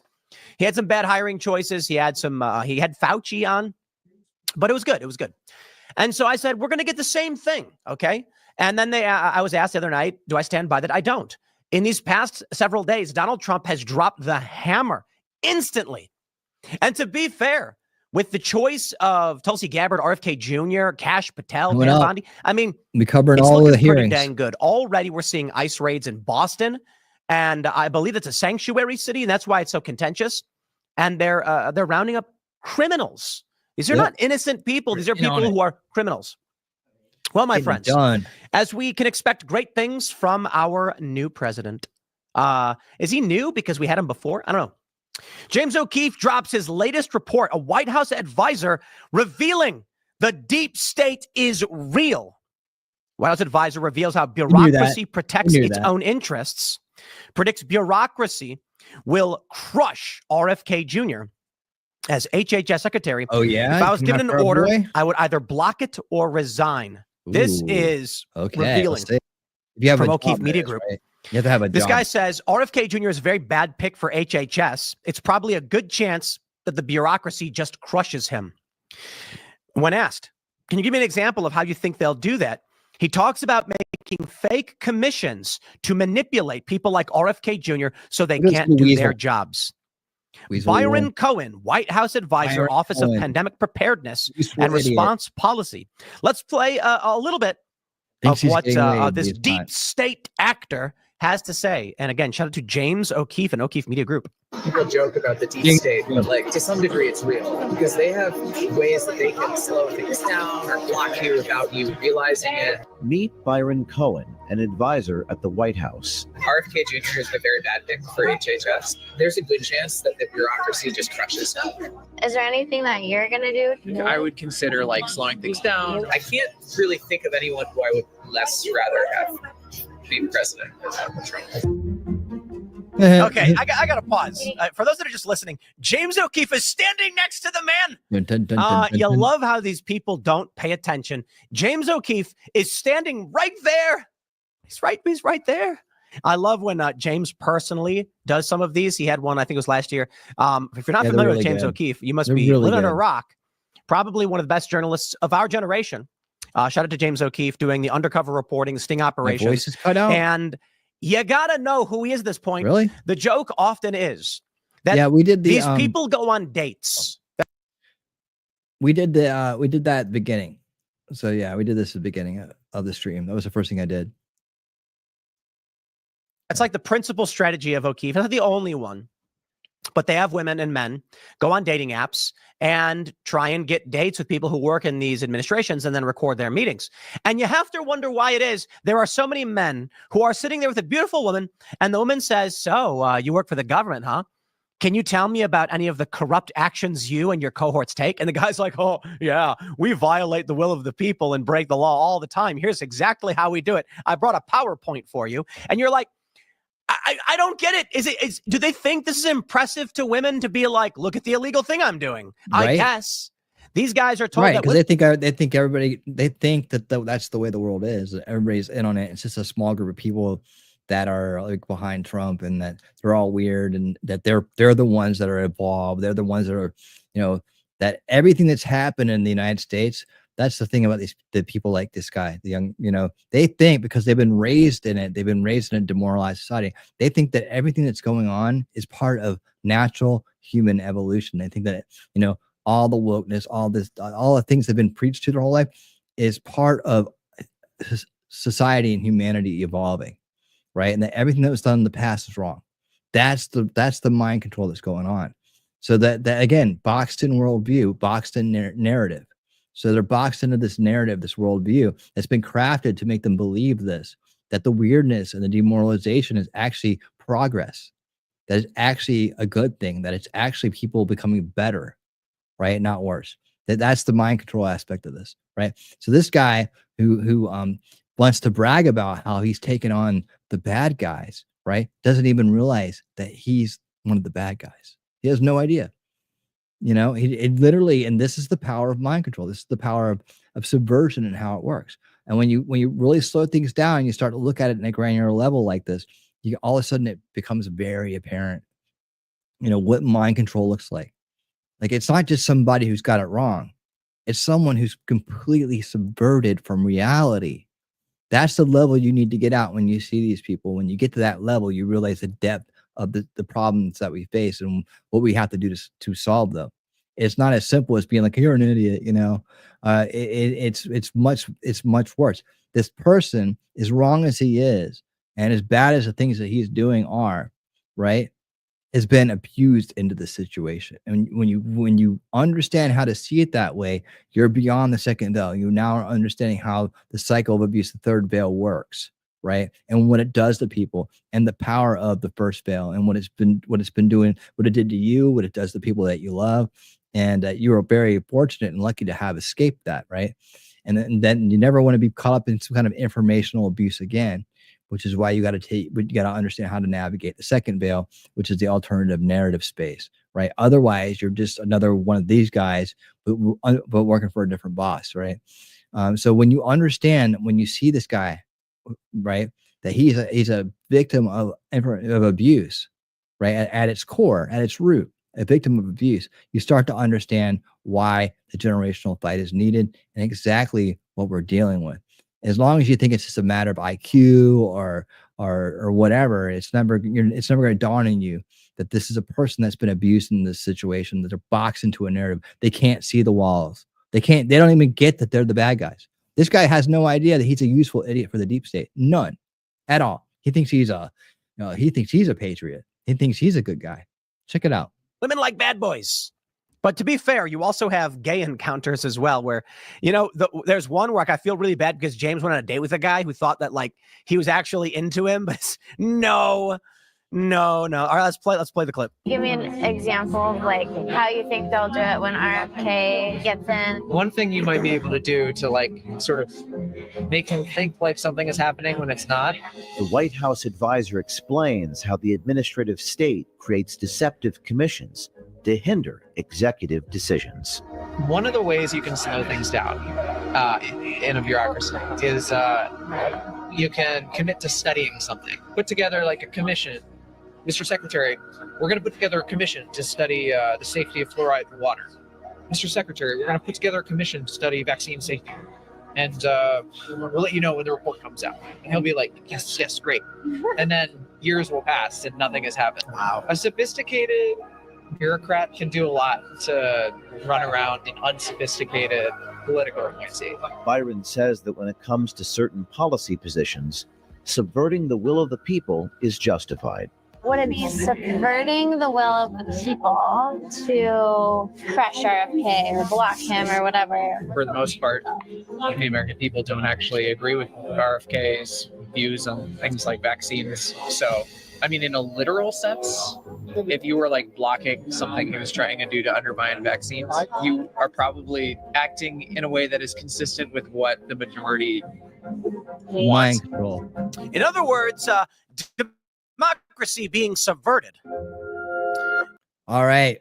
Yeah. And like this goes deeper into how he got the job and how he got appointed there without being elected. This group called Horizon that places these young brainwashed, programmed, subversive people into the White House and other places like this to do things like this. Just like J. Michael Waller talked about, he said that, the deep state was going to try to obstruct, going to try to drag things out, to muddy the waters, to limit his effectiveness. That is their goal. They can't prevent him from being there. So they have to limit his effectiveness, drive down his reputation, and drive down and enhance criticism of everything that doesn't get done because they're the ones muddying the water and slowing things down right? This is part of their psychological game, right? And this is how they plan to get back in power. And this is how they did it in 2020 too, not to mention the pandemic thing, right? And hopefully with a lot of good people in front of this and learning from our experiences in the past, we won't allow these tactics to happen. See, every time we make inroads against these guys, right, they should have to show their cards. They have to play their next hand. And this has been going on since the Ron Paul revolution, right? They will continually will make a little bit of progress. They'll show us what they're going to do. A little bit of progress. They'll show us what they're going to do if we do that. All the way to the point where I predicted a long time ago, had the anti-establishment ever got the nomination, you would see all the neocons and rhinos go running to the other side to support them, which exactly is what happened when Trump did it, right? It was a prediction I made. Should Ron Paul have done it? It's like they'd have no place to go because they would have no place in the party anymore. So anyways, this is part of it, right? So this is what they're going to try to do with useful idiots like that guy right there, who's not going to lose his job and have his reputation completely exposed, and a reputation as a useful idiot for the deep state. And so him and the group that put him in there, in this Horizon group, they should be expelled from placements of such where a child, a kid like that, right, who's been completely subverted by Marxist ideology and deep state propaganda, is now able to obstruct an elected official and a well-respected person like RFK Jr. should he get the opportunity. And no doubt people like him and people just like him have done that in the past. Like, as many times as we tried to get things done, it was little idiots like that stopped things from happening, right? The curtain is being pulled back, people, and I hope you're enjoying the ride. Oh, Blue Eyes. Sorry, that's not Blue Eyes. That's Blue Lantern. Blue Lantern, what's up? Sorry, my eyes are a little wacky tonight. Blue Lantern, what is up? How you doing? Good to see you. Glad you stopped in. I'm actually getting ready to wrap it up here. Let me see where I can send you guys. Who's jamming right now out there? Let's figure that out as we sit here. Let me see. I'll make sure I do Rumble too. Well, there's no one over there on Rumble. I saw Gary was live earlier, but nothing going on over there. And actually, let me see. I help out somebody who helped me out here. Are you on? Okay, so it looks like Shizzy's reviewing Pete Hegseth's on Rumble. I'm gonna try to do Rumble. Where is he at today? Is Hegseth is this a re-meeting or something? This is the same thing we already watched. So I guess if you want to rewatch the anyways, I'm gonna hook him up anyways. If you want to rewatch the Hegseth hearing, you're gonna do that right now with Shizzy Wiznut. Let's see.